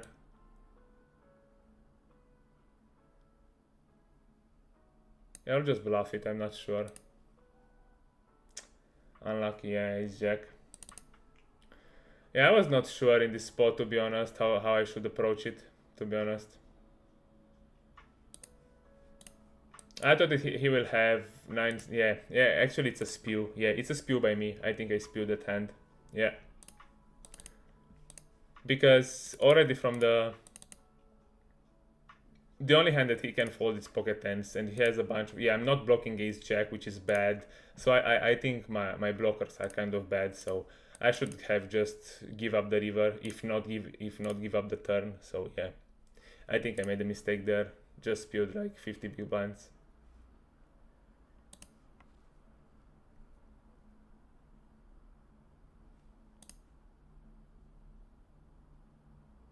Pocket sevens, this time I'm gonna call.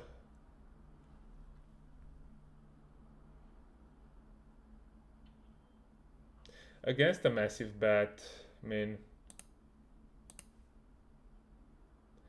pocket sevens, I think we're gonna call once. Here we 3-bet, we flop a set, we go big, I mean half pot.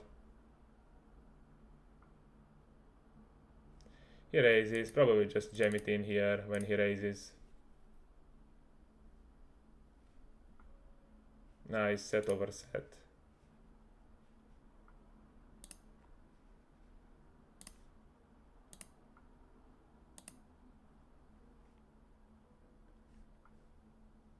And he gets quads on the river, yeah.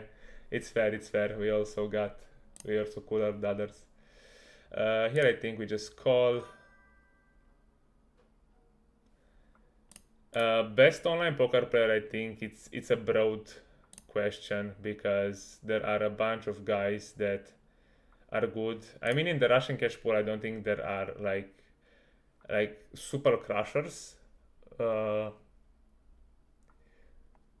Probably Prodigy is one of the best in the world.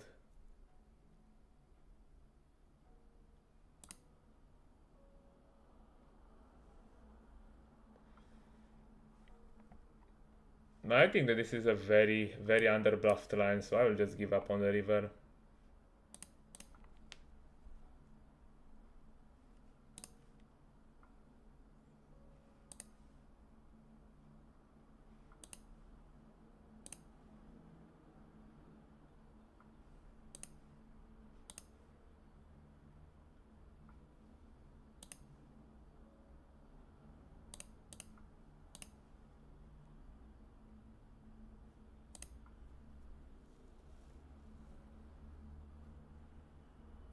I will take a quick snack break and then come back.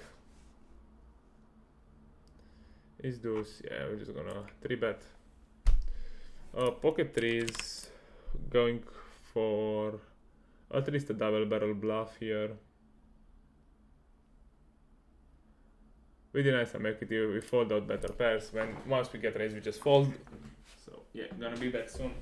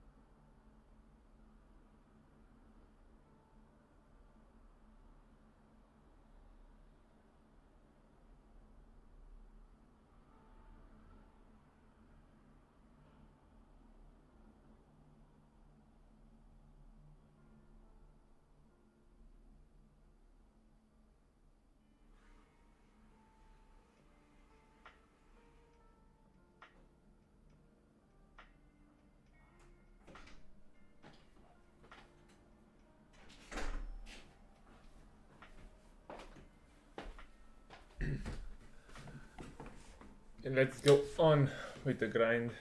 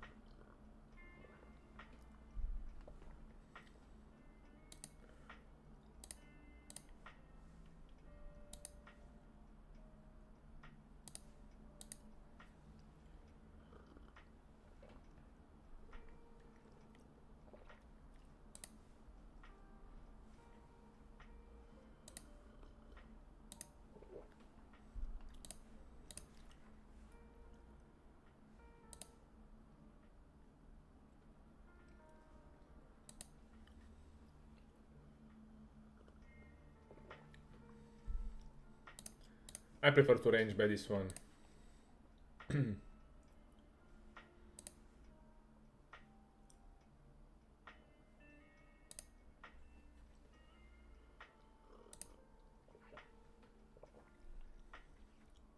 I think tens it's a nice triple barrel bluff here.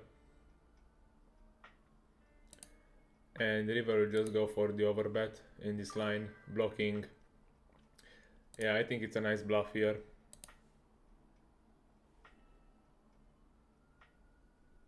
Nice.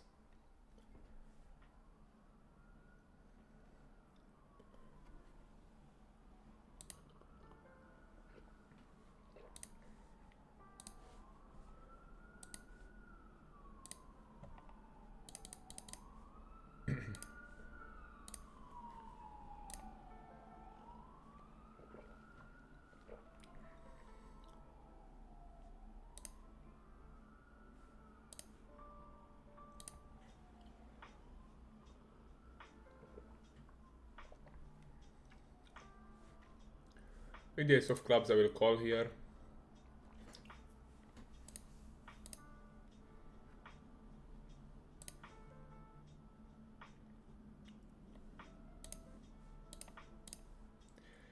If I were to start all over again,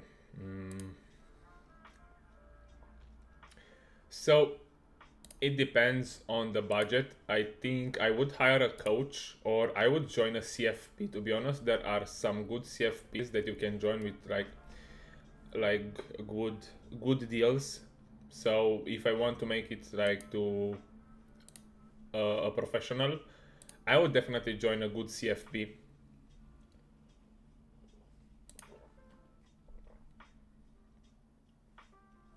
There are some good ones out there.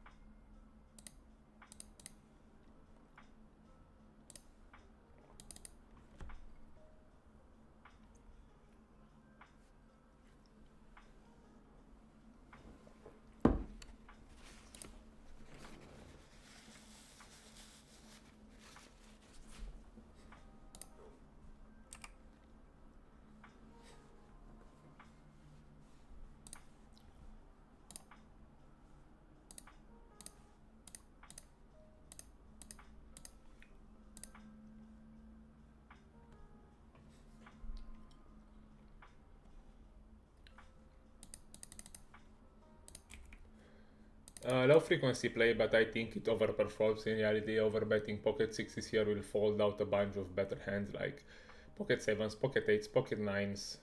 So I don't mind overdoing this.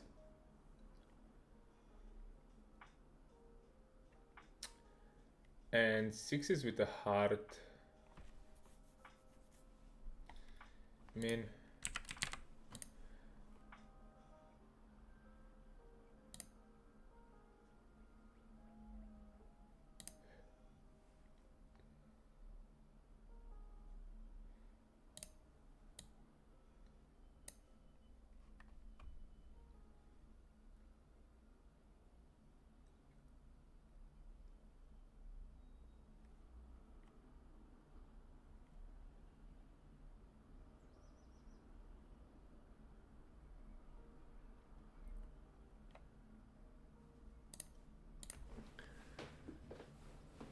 Queen 10, ace queen as bluffs, queen 9 clubs. I think I will fall here just because I have a better, a bunch of better hands to call here, which is like ace king and king queen. I would say even king 10. So I will just give up this one.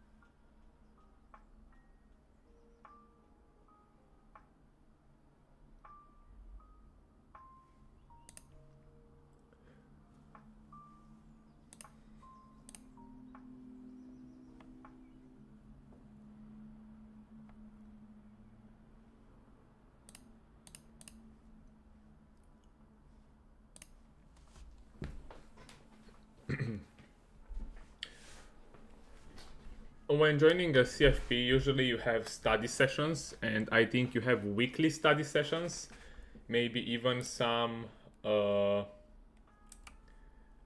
like two. I mean, you have study sessions weekly with like we have you have weekly group calls.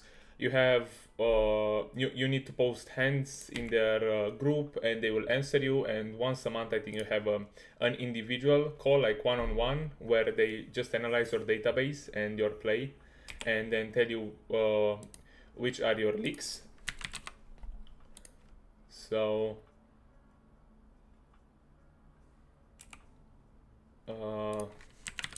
yeah, like and you share profits with them. So I think it depends on their deals, but usually you make the deal for example, if you're playing Zoom, probably for 600 700k hands. So you play until you reach the volume and you share the profits like 50-50 or whatever the deal is, but usually the most deals are 50-50.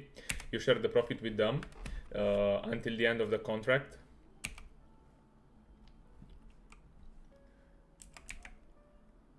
But they can really move you up in stakes. I mean, I've seen a lot of examples going from NL50 to NL1K in maybe 1 or 2 years. So yeah, pretty fast. But it all depends on you. So they give you the material, they give you the environment and everything, but you just need to put the work in. So you still have to. They will still expect from you to study on your own time, and they will guide you in studying and stuff. But as I said, you need to search for good CFPs that are not robbing you of your money. Here he goes small. We'll just go for the raise, and the river we are just going to jam this one in.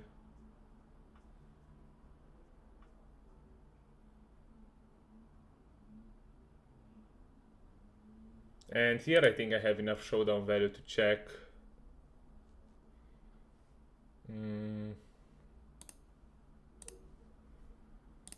Do I bluff against ace jack? Yeah, I don't think so. I think I'm really up in my range to bluff this one.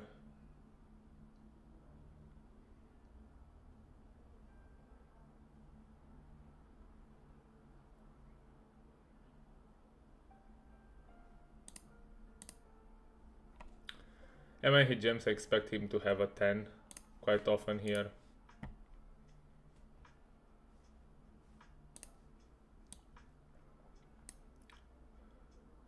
What bluffs can he have? Queen 9 spades.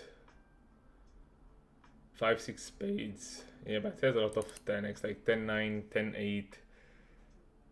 10 9, 10 8 actually, 10 7 spades. So yeah, this is kind of.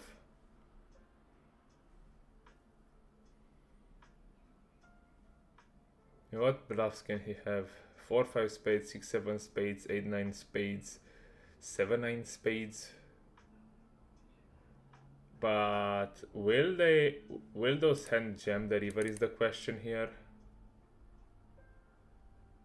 I mean, are really those hands jamming the river in this spot? Like he bets small on the turn, then calls a check raise. Yeah, maybe. Yeah, I think I'm just gonna fold this one.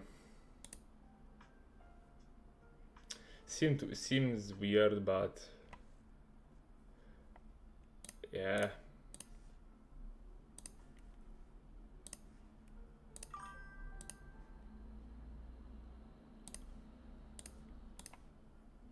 Some of the CFPs are asking you like an entrance fee. Some of them not. But I think most of them they do. But it's not a big amount. Probably 300-400 euros. But I'm not sure. Some of them are you just join them. Here we start with a big bet on the flop.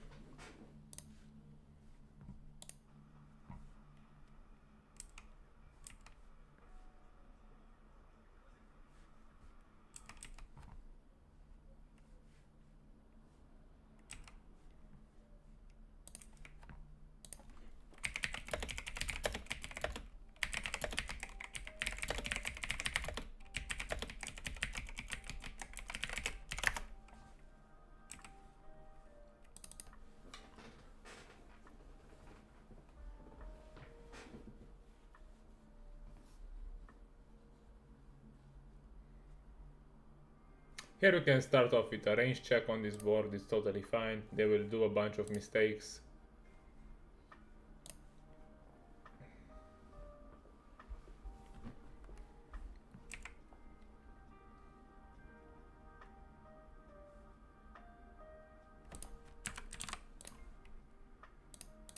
One quarter range on the ace. They will do a bad job of finding check raise bluffs, and yeah, we just get to realize our equity. And on the river, I think we get value from ace 4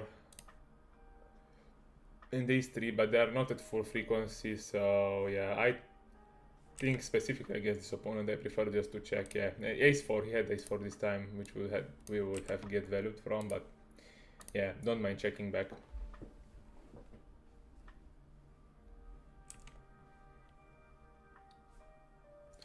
Here, ace jack, 3-betting much bigger as we are deeper.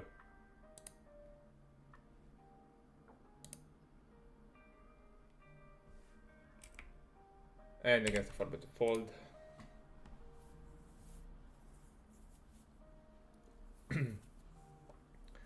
Yeah, I'm not sure. Yeah, that is true. I'm not sure if all the CFPs take NL10 and NL25 players. So I think that some of them require you to play at NL50 before joining and having some results, or at least some decent volume, so that they know that you will put enough volume.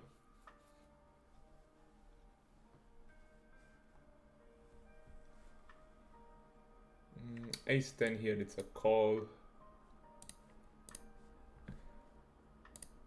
Personally, I'm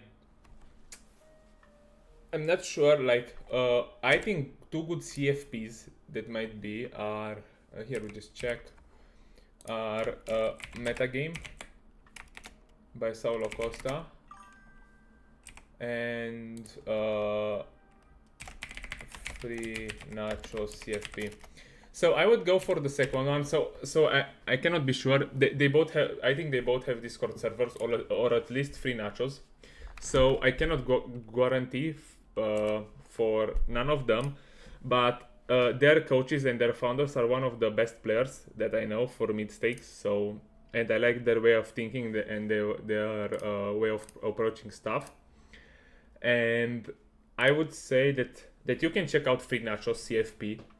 I mean, they have very good results. They put a lot of work in study, and they put emphasis on exploitative play based on MDA. So they do mass database analysis on the population, and they just give you the exploits and how you approach them. And they also give you a study plan and how to study all the spots and all the exploits. So yeah, definitely I think I would recommend Free Nacho CFP, even though I've not been a part of it.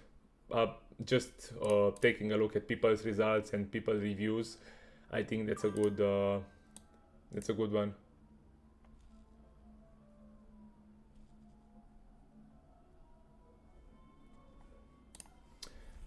Yeah, Free Nachos also has a course, Dominate with Data. I think it was on sale at one point. I'm not sure how much it is right now. Dominate with Data. Let me take a look.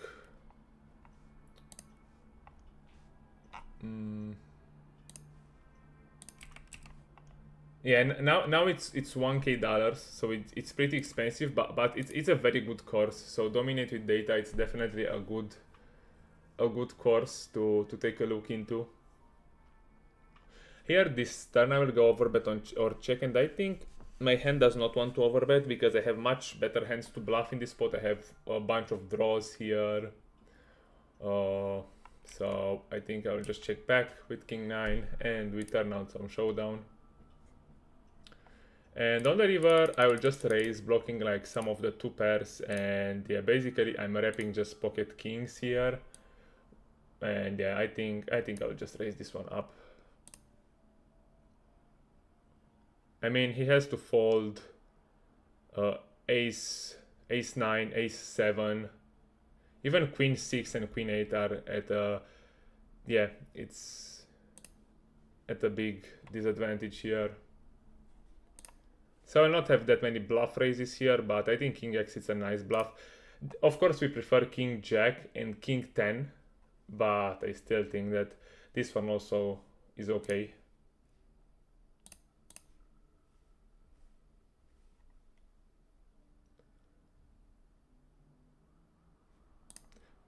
Yeah, he calls, probably 2 pair.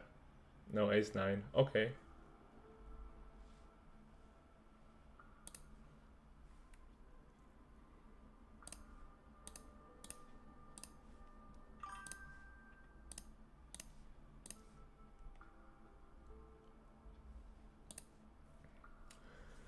Because when I found about free nachos, I think it was maybe 1 year ago. I already been like playing NL200, and I didn't have plans of playing like high stakes. So yeah, I didn't join, and I also had my own coach, which I really like. So yeah, I have my coach, which I'm doing coaching from time to time, not always, and he's super good, and it's the perfect coach for me. So we get along well, I would say, and we are on the same page. So he's the same style like me.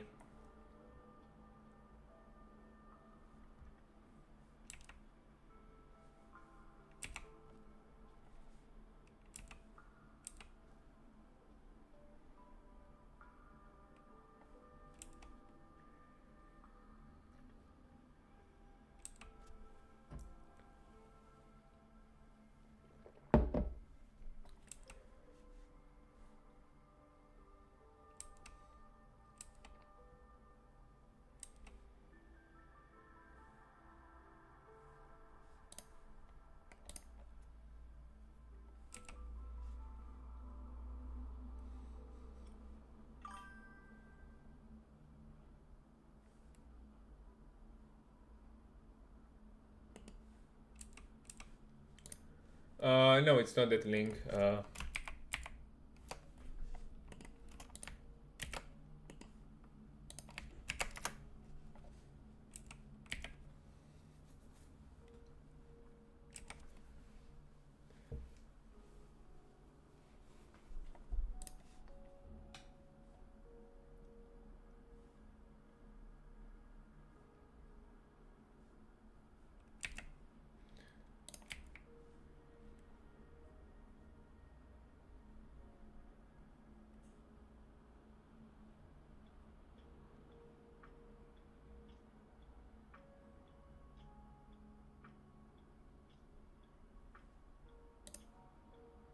So here with this hand I'm gonna fold. I'd rather call a hand like 5-4, 5-6 to play out of position, because the hands in his range are blocking the outs of my hand.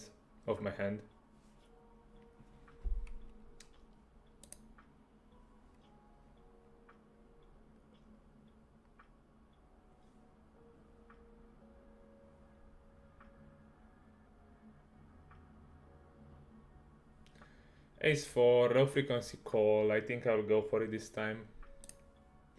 RNG low.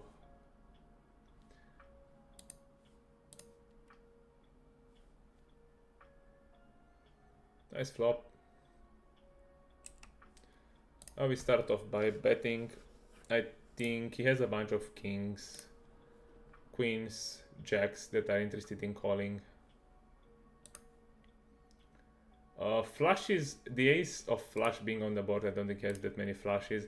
I'm gonna still bet this one because he's supposed to call jacks, queens, and kings with a diamond. So I think this is a fine bet here.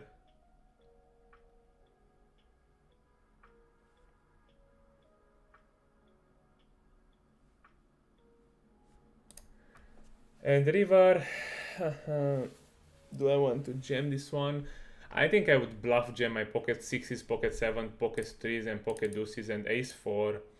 Probably just going to check back because I think he will overfold this river. So yeah, checking back is fine. Yeah, pocket kings, exactly.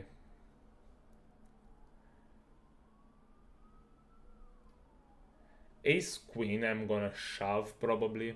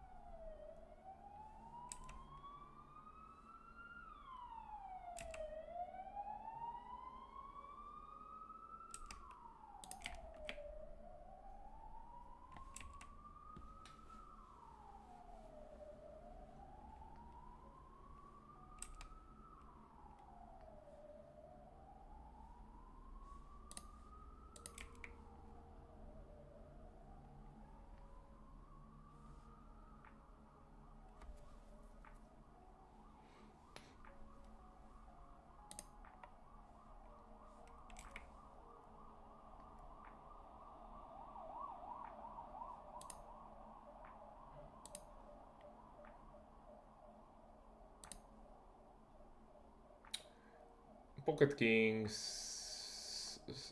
What do we want to do here? We want to bet. I think I'm gonna check and see what he does. I don't mind checking on this board.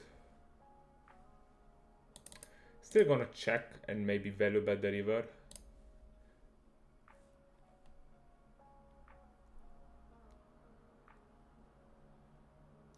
And against 3/4.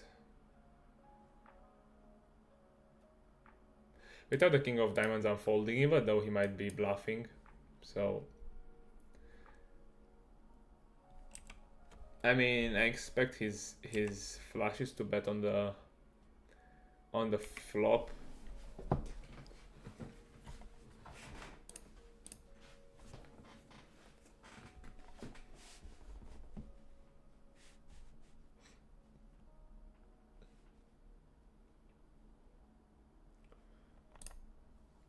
We're going for the 3-bet with pocket kings. Here I think half pot bet it's fine on the flop.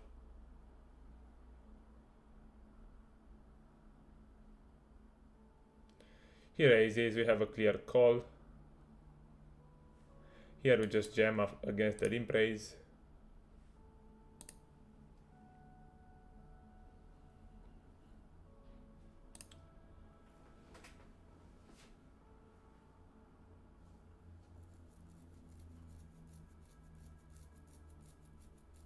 Goes half on the turn. I think I'm gonna still call this one. And the river is the problem is that we get beat by all the full houses, all flushes. So we are against the overbet.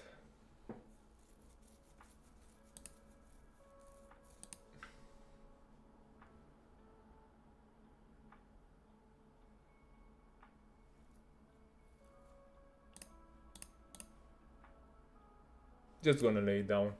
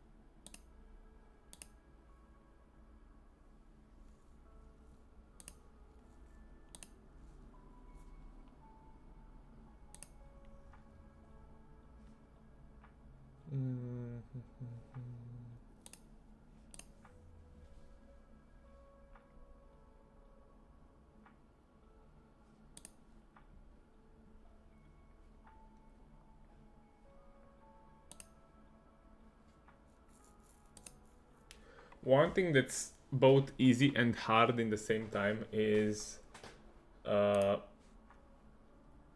overfolding in this pool. So they just telegraph their hand strength by the sizings, timings and stuff on the river, but there are a bunch, I mean, a lot of situations like back to back where you need to fold quite strong hands, which are so Yeah, so annoying. But yeah, you have to do it, because if you call, you'll just kill your win rate. Here we can just check raise this one. Here 9 pairing the board. Yeah, we can just check with both suits. Here we check raise, blocking ace king and pocket fives and ace 5. And here, yeah, I'm still gonna continue this one.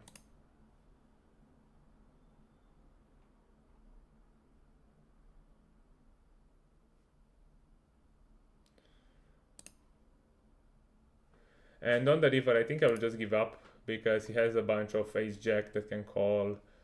Maybe pocket tens, yeah, here.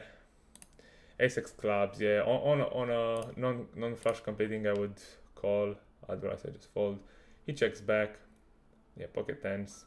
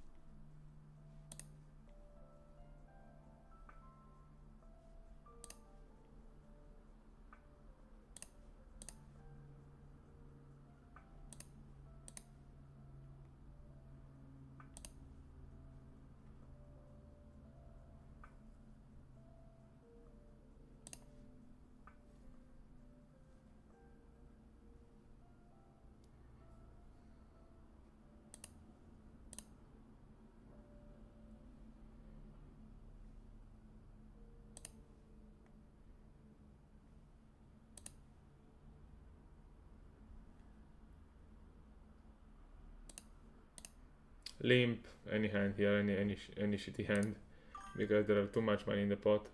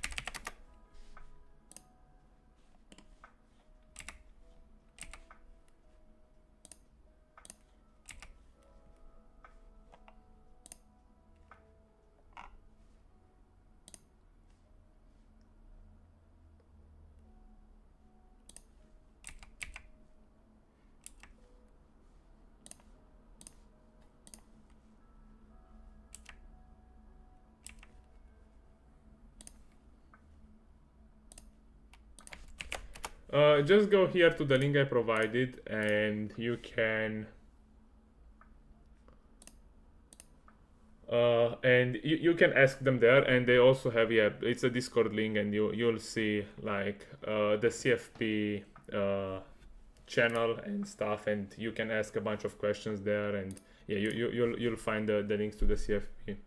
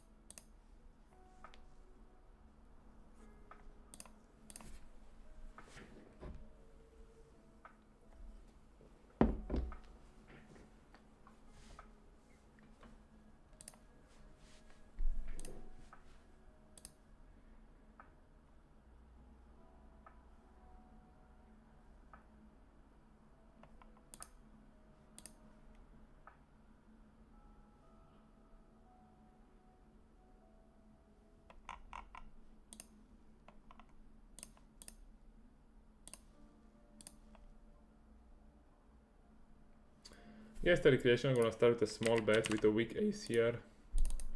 Here, this board, I will just range check.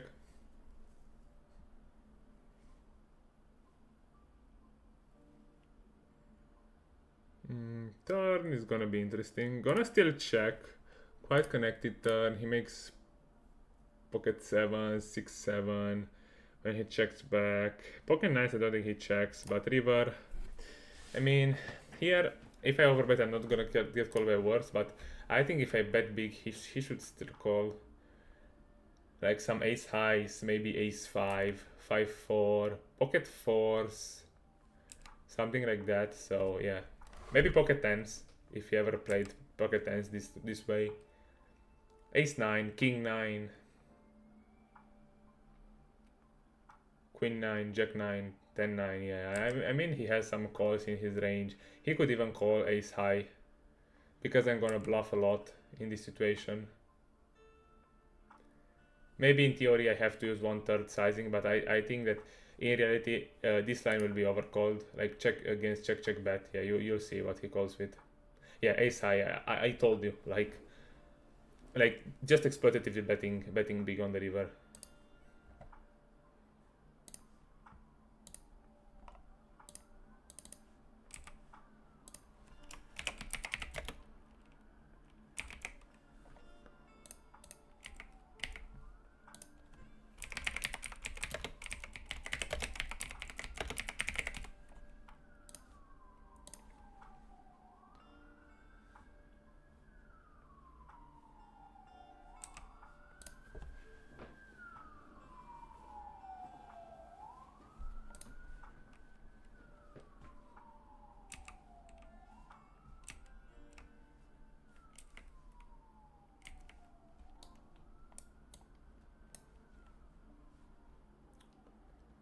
I think pocket 6 benefits from betting here.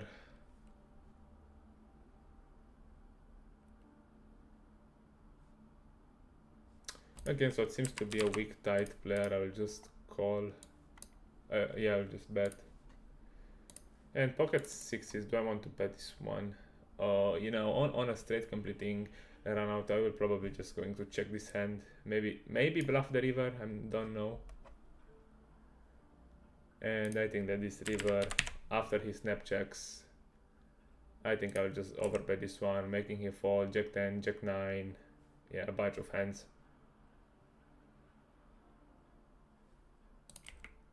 I'm expecting also him to fold the ace. Here we can go half pot. It just jams, yeah, I think. Okay, here we just fold. Yeah, here I'll just stack off like 50 big blinds deep, no problem. We have enough equity, have the 9 as I now the queen, the 8.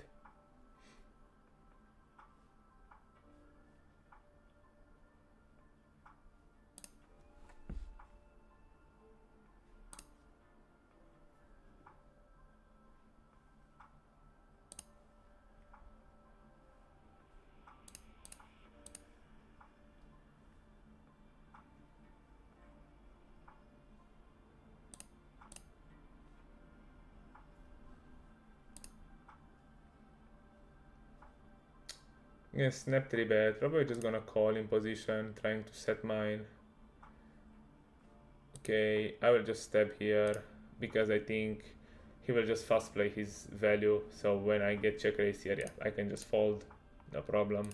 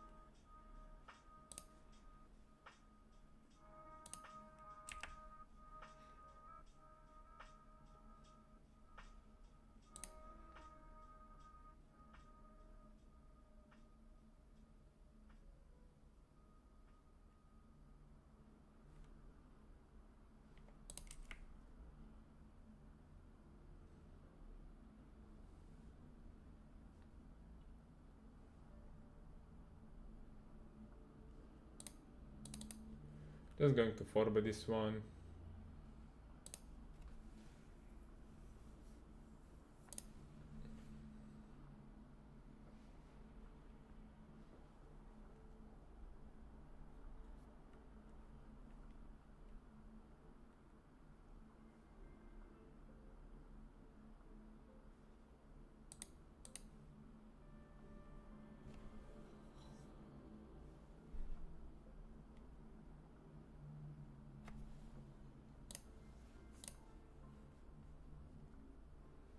So we're pocket nines here.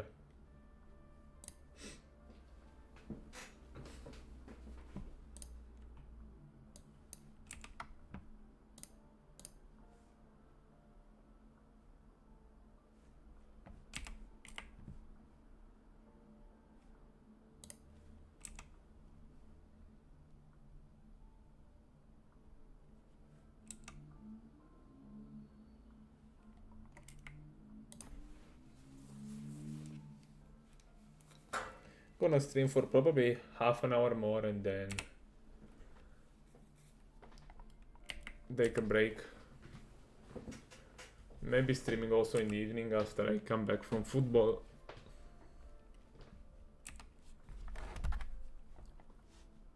If the time allows.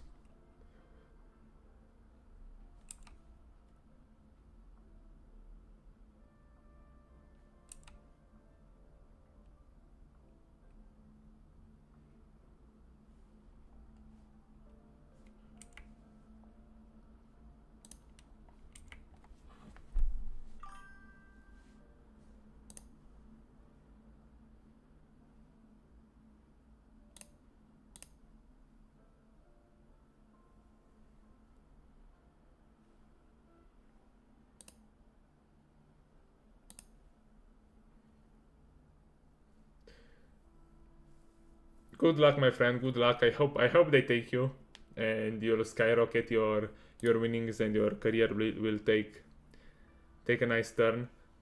I think you plan on playing professionally, right? I mean, you want to play really high.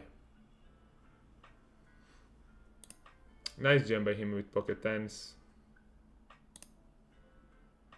Here with ace of spades calling one.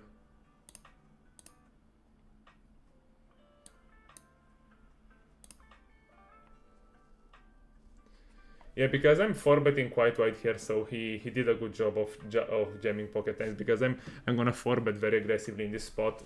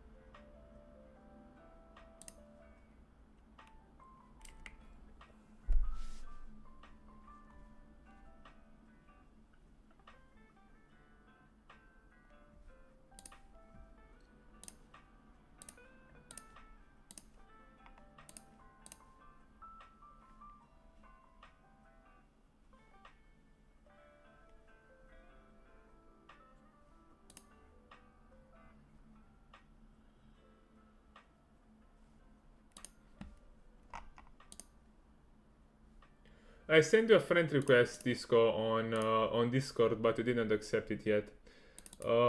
Here ace king, I think we can just check call, it's fine. Turn is not great for our range, so we're just going to check.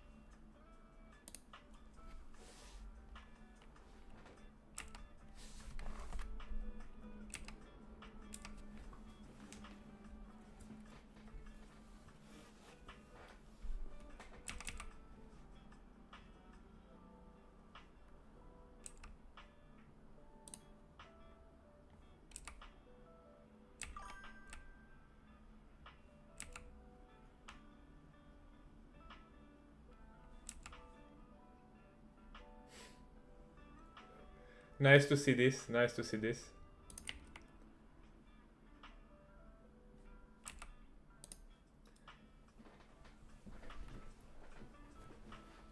It's good to see that you have high ambitions, and that's very important.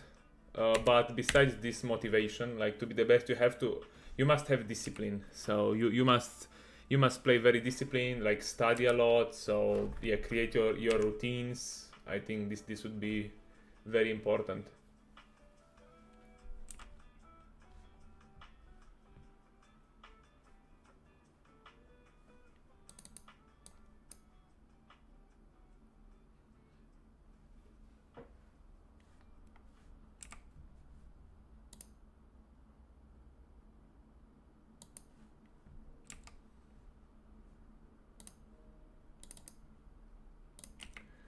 3 betting to a bigger size when we are deeper.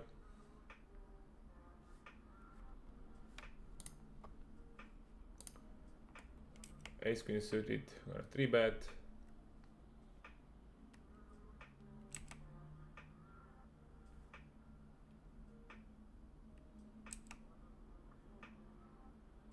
Yeah, against the 4 bet, ace queen suited is one of the only hands that I'm calling out of position.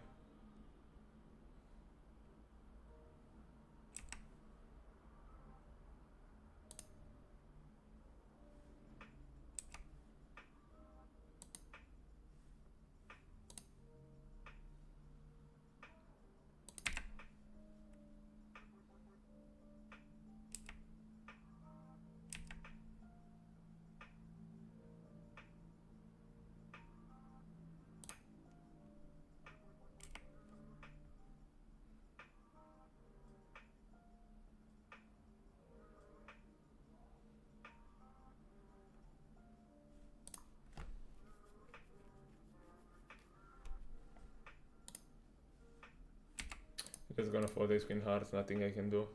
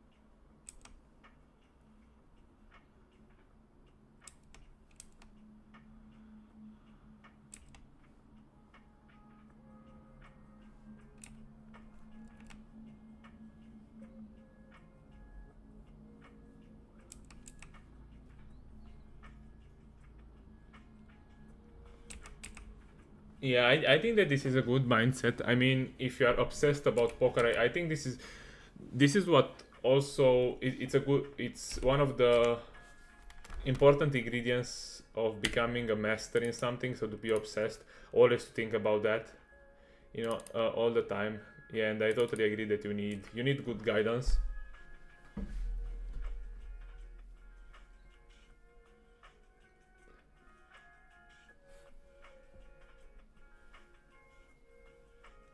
I think now my hand is too high in showdown value to bluff here, so I'll just check it.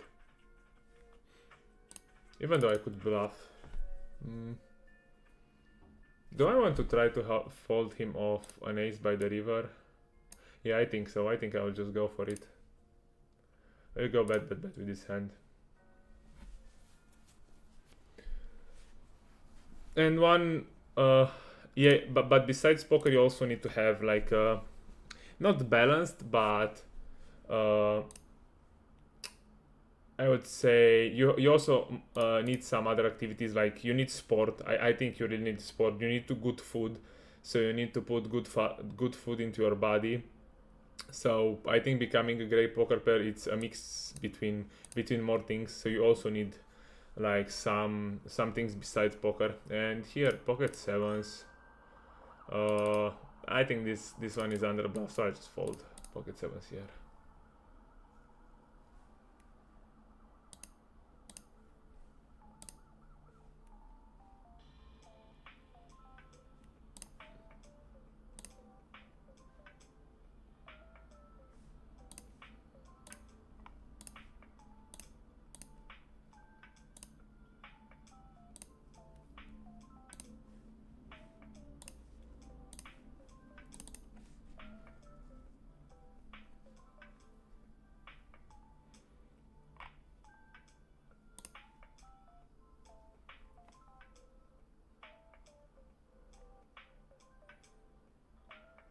This board, I wanna start betting 1/3, I think it's fine. He limp, raise, you just fold, ace 9 suited.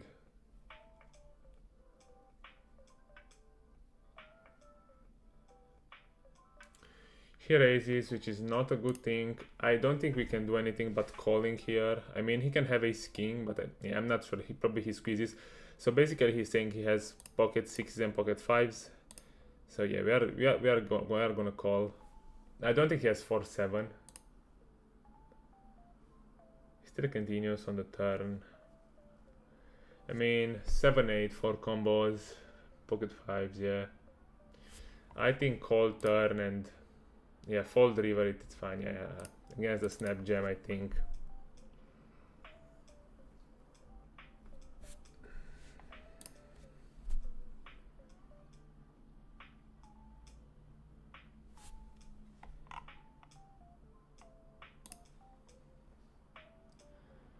Yeah, just gonna fold this one. I don't think he ever has a bluff in this spot. Even on the turn, I'm not sure if my call is good. But I still think that he can. Yeah, I mean, bluffs not that often.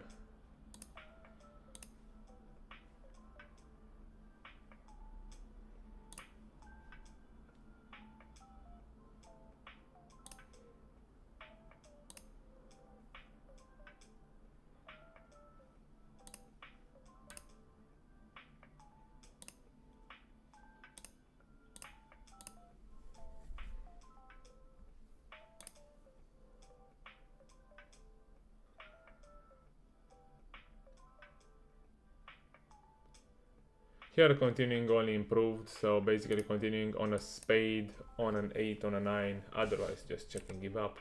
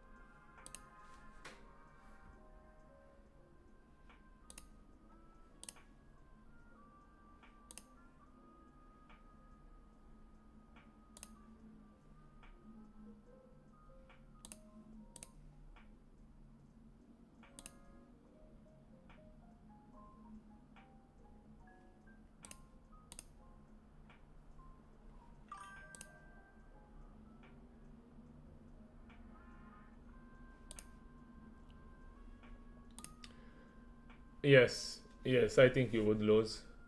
And this is because GTO plays perfectly, but we have to take into account the rake, which is super high. Like, the rake, it's at least 10 BBs per 100, so if GTO is winning 8 BBs, probably, yeah, you still lose 2 BBs. So, yeah, I think that it's uh, kind of uh, kind of bad to play GTO, I would say. And here I think I'll just go something like quick spot.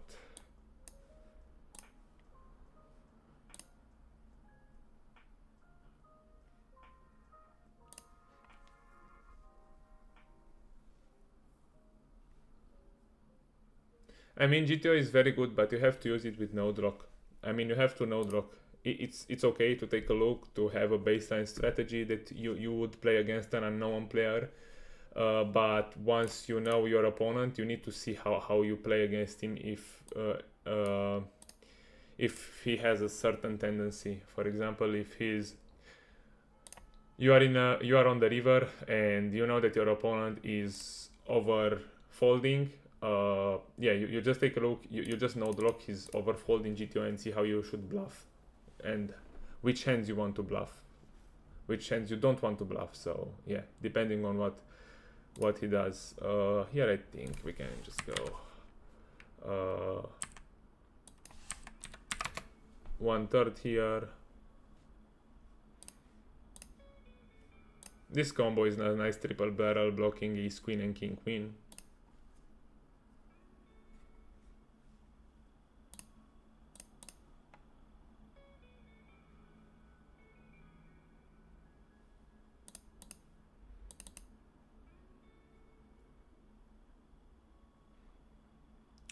Three quarters or check. I think this goes to 3/4. This go half pot.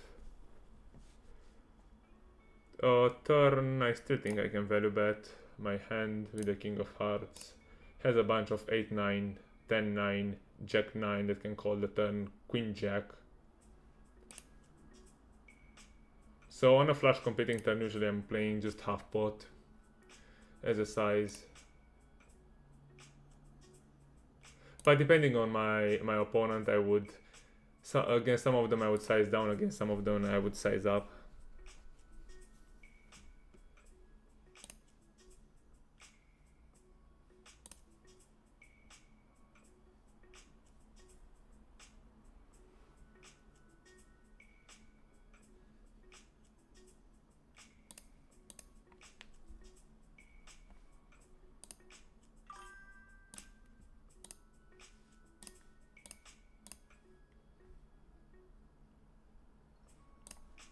Yeah, you need to have a baseline strategy. So for example, GTO helps you a lot to understand some things. So for example, why do we range bet on king deuce board? So for example, you learn this thing from GTO and then you see why you do this. So you have to see why the solver does some things. So you don't have to learn this, to memorize the solution from the solver. You just need to understand why the solver does what it does.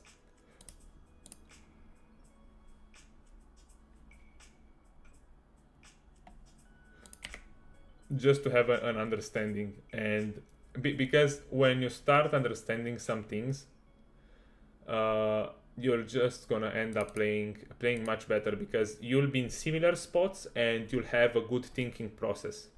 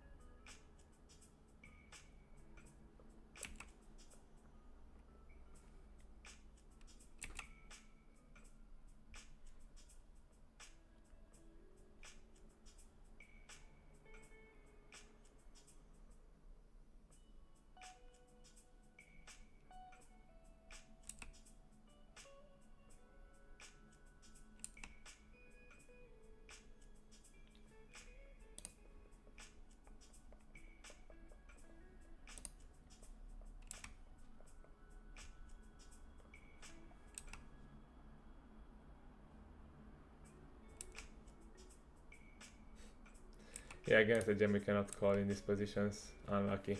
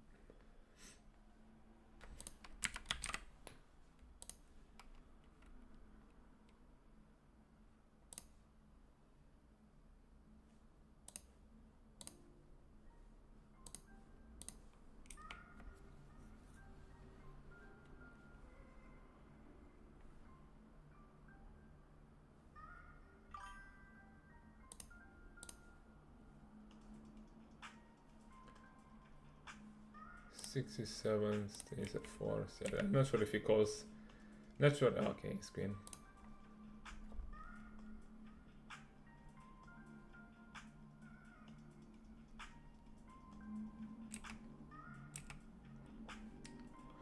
Okay, Isco, I will show you. So at the end of the stream, I will just go very quick through a hand. I will analyze one of the hands from these sessions, from this session, and you'll just see how you can use GTO Wizard.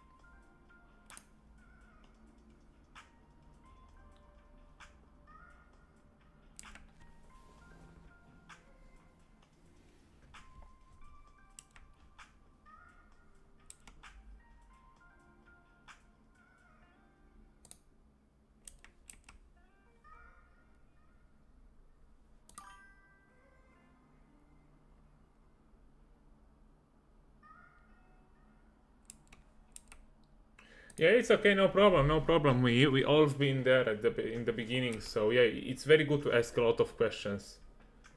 It's very good.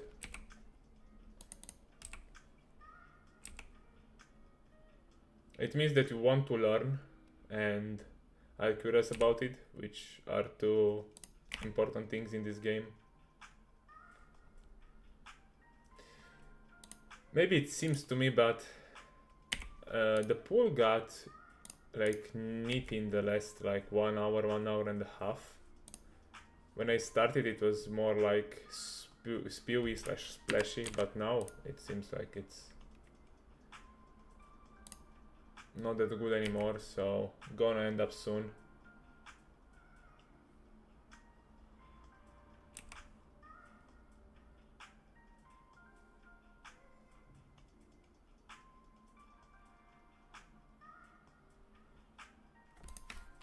I think c-betting with a spade, it's fine here, even against an aggressive opponent, because I just deny a bunch of equity from his hands. Oh, here, just getting like...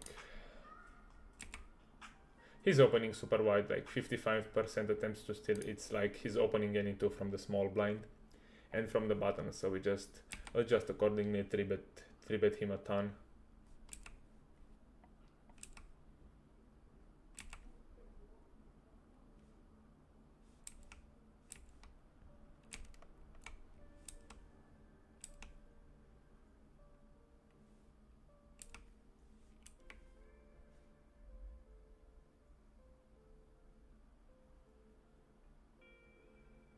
Pocket ace I will check this time.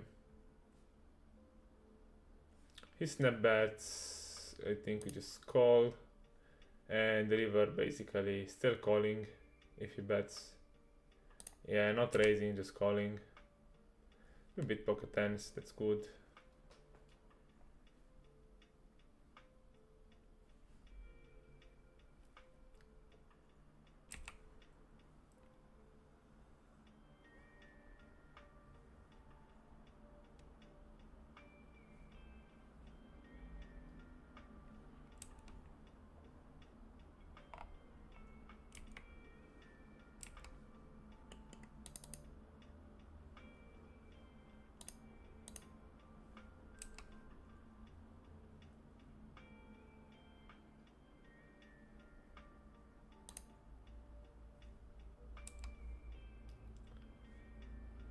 Gonna check this one. And river gonna still check because I'm beat king, queen. Yeah, pocket nines, unlucky. Maybe I should barrel the turn here. I'm also a bit tired, so yeah, not playing my best.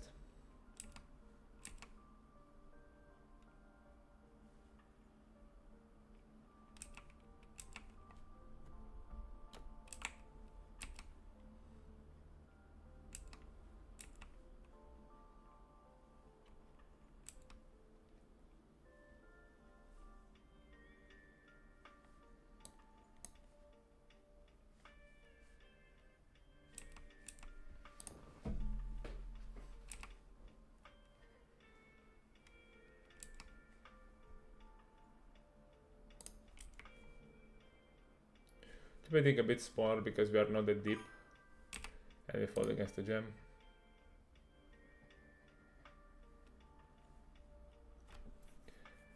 No, it's not the same if this is you are asking. So VPIP, it means like how often the player just like put some money into the pot. Like so VPIP contains PFR. So VPIP contains PFR, but VPIP it means like all the time you put some money in the pot, like calling, raising, betting, like pre-flop, calling, 3-betting, calling a 4-bet, calling it, yeah, anything. And PFR, it's when you are the aggressor. So when you raise, when you 3-bet, so when you play the aggressive. And when you analyze a stat, like for example, it's important, like if a player has a big difference between VPIP and PFR, it's very likely that he's a fish. Okay, this one we just jam pocket nines here. So he's very likely to be a fish if the VPIP PFR it's different. I mean, if the difference is between, I think if it's more than 10 or 12, then it's very likely that the guy is a recreational. Here this board I will stab quite often. He check raises. I think we have a clear call against 3x raise.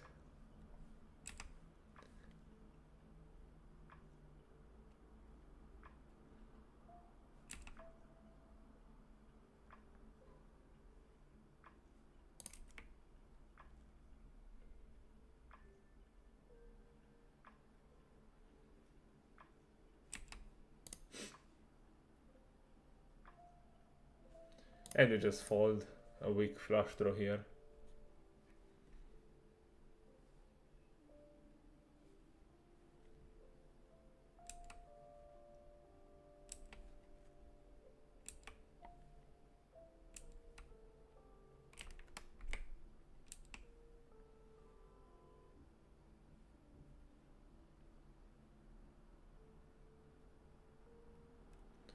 Again here, it's like an equity realization bet because they will not check raise me often enough on the flop.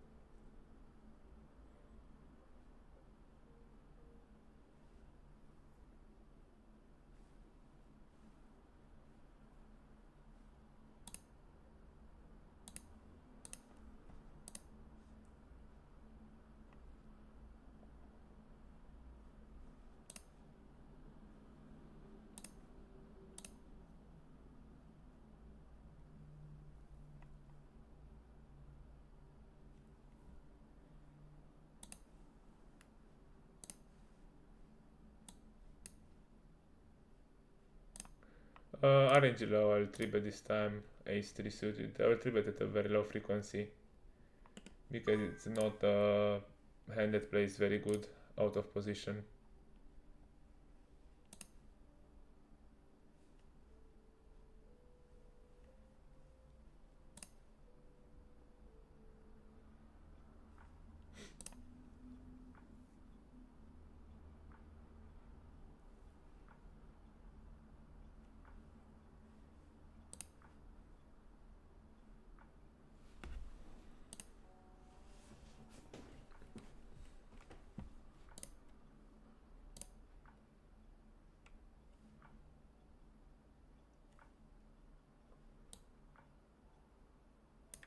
You need to check the PFR. So if the PFR is low, you don't 3-bet that often. If the PFR is high, you 3-bet more often.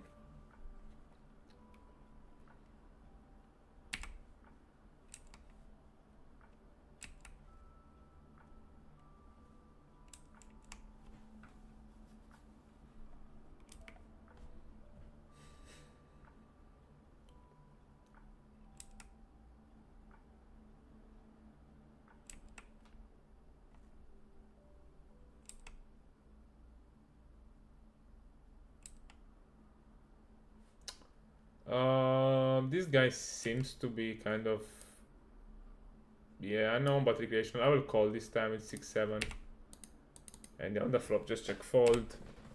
Nothing we can do.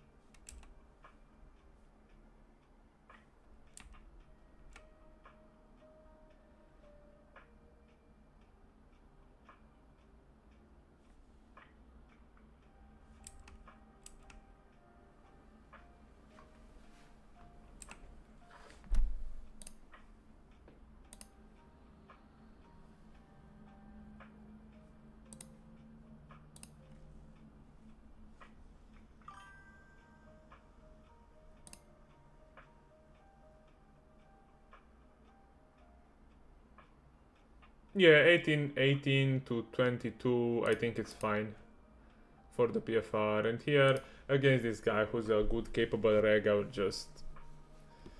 jam ace king suited.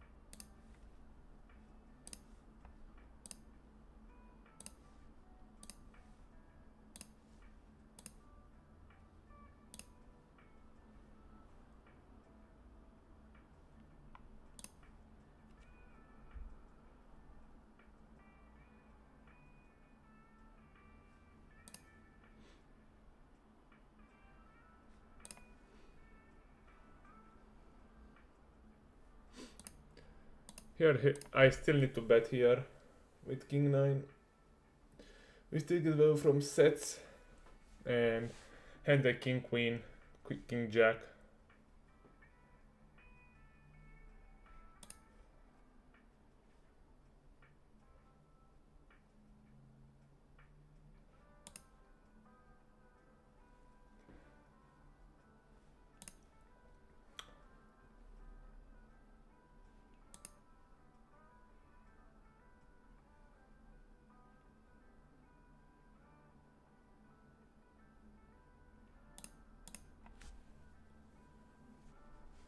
Yeah, he's probably having a full house now, and if he jumps I have to fold.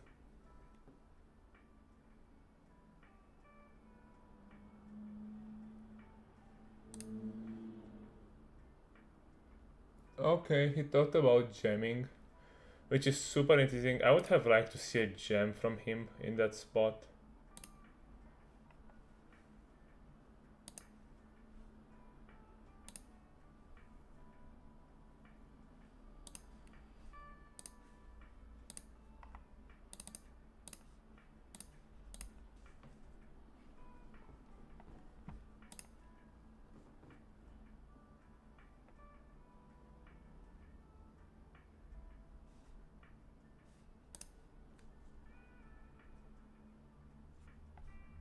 Range checking this board.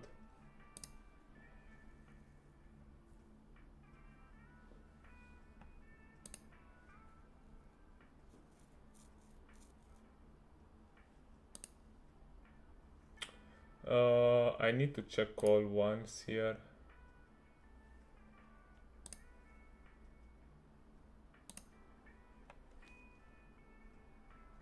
Turn is great, I would say. And river is still great. Yeah, I'm gonna check and win at showdown probably.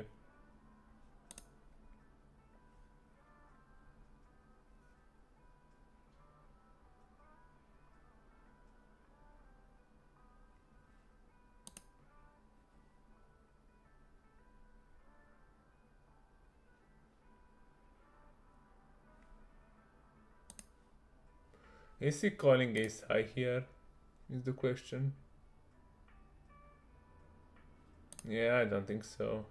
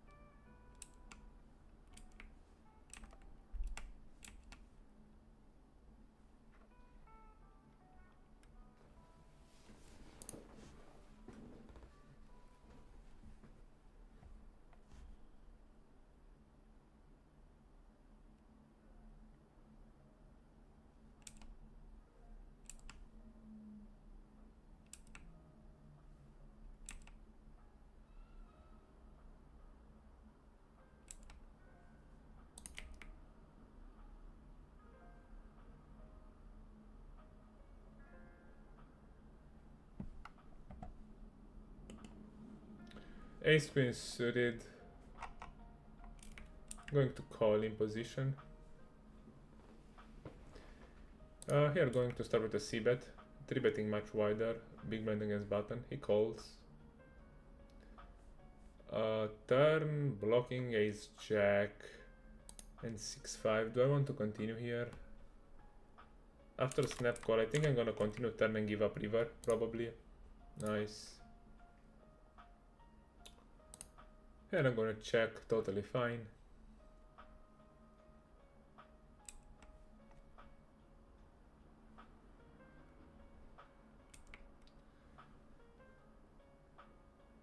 I still think ace queen is an okay check back because I'm beating ace jack and king queen from his range. ace 10 and king queen, so yeah, just gonna check it down. Okay, pocket eights, makes sense. And we fold here against the jam.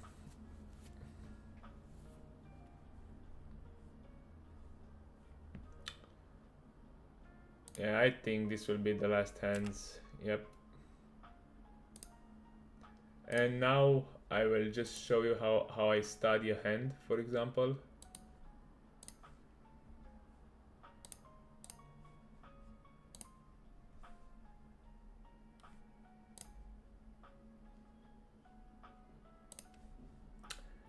So we'll look up into GTO Wizard, and let's say I saved some hands. Usually I recommend studying 2 or 3 hands, I mean 2 to 4 hands a day.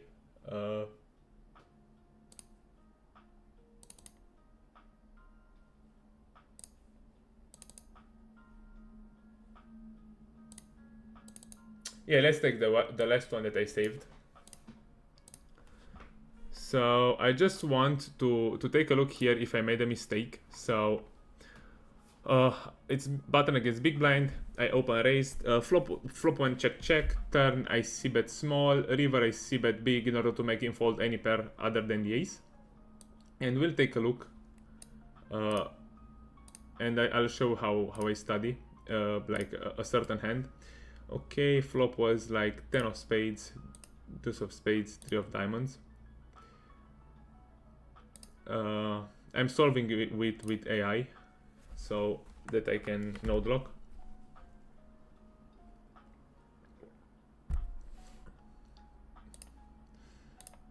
Okay. Check. On this board I like to play 3/4 or check, so I can just input my own sizing, and I can just take a look here, for example, like if I lose EV, so I don't lose any EV in using a bigger bet strategy. And for example, it depends on how deep I want to go into the hand. Like on this hand, I'm really curious like about the turn and river play. But I can also take a look into the flop strategy if I want to go deeper. So for example, usually I'm looking, for example, on the flop, the value, the threshold for my value. So second pair can still bet for value. Third pair can still bet for value. Ace is a bluff, and then we have the bluffs. And I can see that the bluffs come from overcard hands, 1 overcard or 2 overcards, which have a spade. Which have a spade, basically, which have backdoor flush draw. And then I also have the draws, like a lot of flush draws, straight draws, okay? And what's interesting on the flop when you are studying, especially when you are using a bet big strategy, on the flop, it's very important to take a look at the no equity hands, like no draw hands. And as I can see here, we use like we use 1 overcard type hands because they have equity. So king 4 has equity against pocket 8s, for example, because we can always hit a king or a queen or a jack. So we use the lowest ones, lowest in showdown value. And then we have a bunch of backdoor hands. So these hands basically are so for example, you ask me like how do you think why the solver does something. So for example, I'm arriving here in this node, and I see this. I see that these hands bet without backdoors, without backdoor flush draw, without flush draw. So these low suited like connectors, like they just bet like 3/4. And why is that? So if I know why is that, I'm just taking a look on what big blind is supposed to fold. And big blind is supposed to fold a lot of king highs, queen highs, jack highs. So the reason we bet these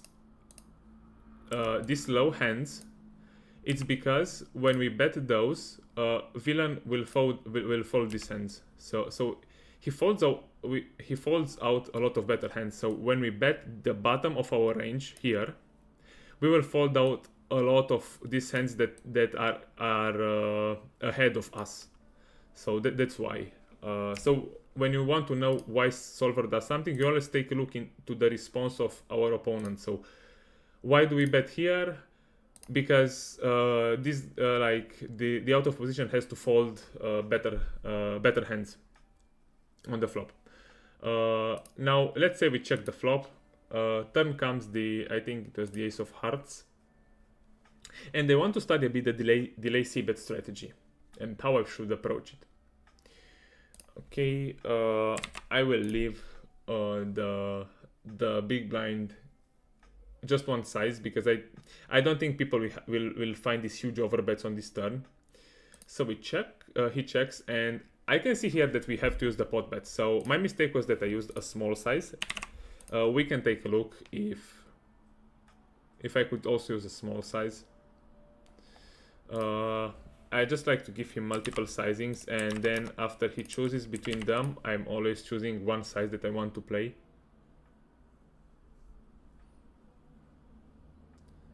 And as I see, I want to use the pot bet here more often. And now just let's make a comparison between a pot bet and the small bet. Okay, this is the pot, and this is the small. Okay, so as I can see, I'm losing a bunch of EV, but still not that huge. So even using, actually one third is winning EV.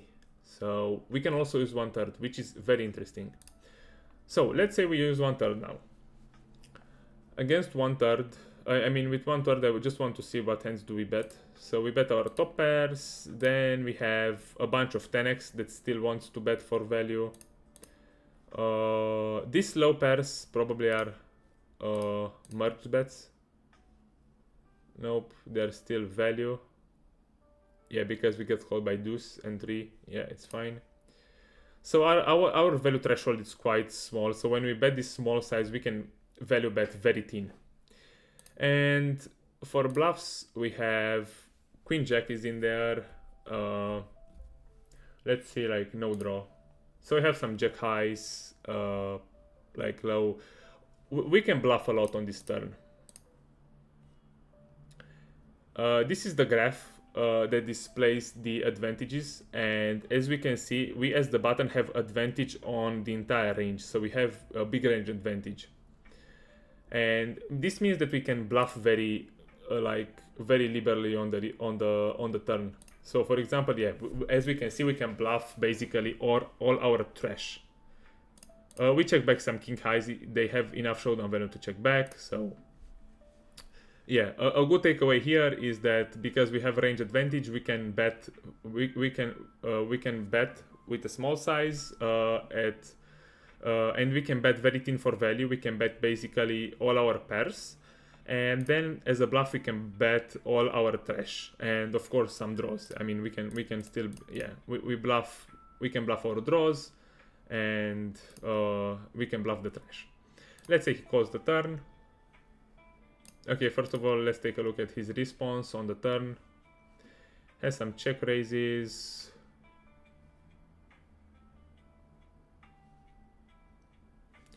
He calls. River was the 3 of hearts, and let's see how do we approach the river.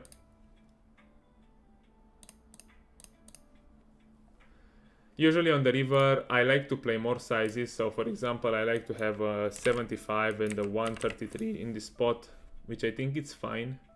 Yeah, we can have 2 sizes here. And yeah, value, like our top pair can always bet 3/4. Our trips or better, or yeah, a strongest top pair and better can bet for the overbet.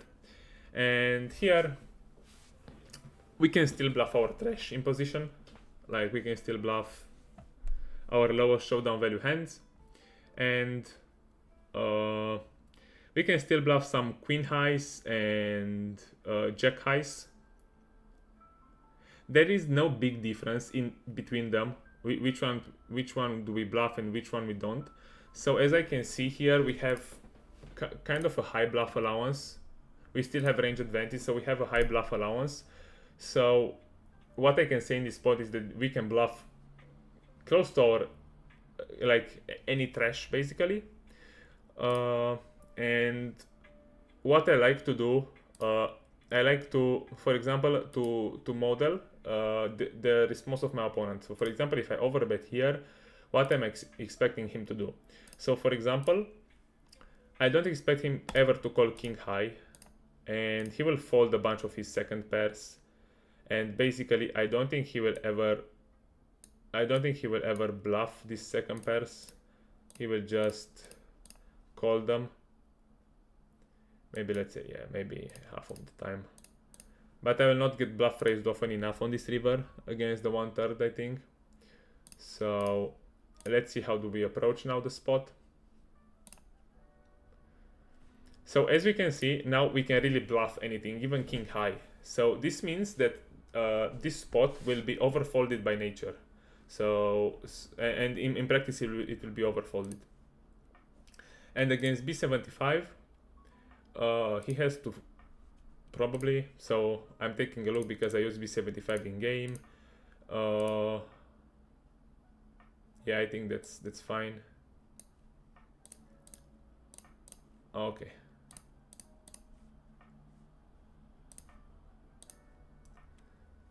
So the overfold increased from 53 to 60. So as we can see, we can bluff any hand with 75. So in game I played it good, and I had a good thinking process, which means that now I considered bluffing this hand in game because I thought he will fold any like pocket pair like 4s, 5s, 6s, 7s, 8s, 9s, and also some 10x. Which was good because he has to fold those in theory, and he will not bluff raise me enough as in theory, so this hand is a fine bluff.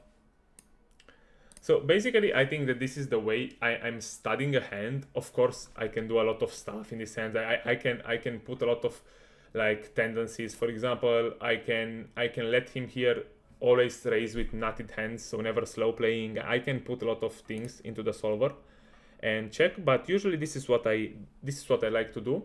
And always what's important, and it works for me very well, is always to put the to take notes. So always taking notes about the hand. I'm writing them by hand because I like them more. It sticks better into my mind. But you can also just type down on the keyboard in a Word document or something. So yeah, and if you do this each day for 3 or 4 hands, and you just lock a spot and see how you should play it and why do you play it, it's yeah, you'll just get better. You'll just get better by time. And you can also go like into some probably even GTO Wizard has some good lessons here. So yeah, exactly, like the ultimate guide to studying GTO poker solutions, and you just get a lot of takeaways about why solver does what it does and how to study hands. So you can definitely take a look into this video from GTO Wizard. So yeah, I think that was it from my side. Maybe I will stream also in the evening, but yeah, if I'm trying to explain as good as I can. But yeah, I'm not a professor, I'm not a teacher, so I maybe sometimes you will not understand what I want to say, but you can just ask me, so no problem. Then that's it for this afternoon, guys. See you in the next stream, and thanks everyone.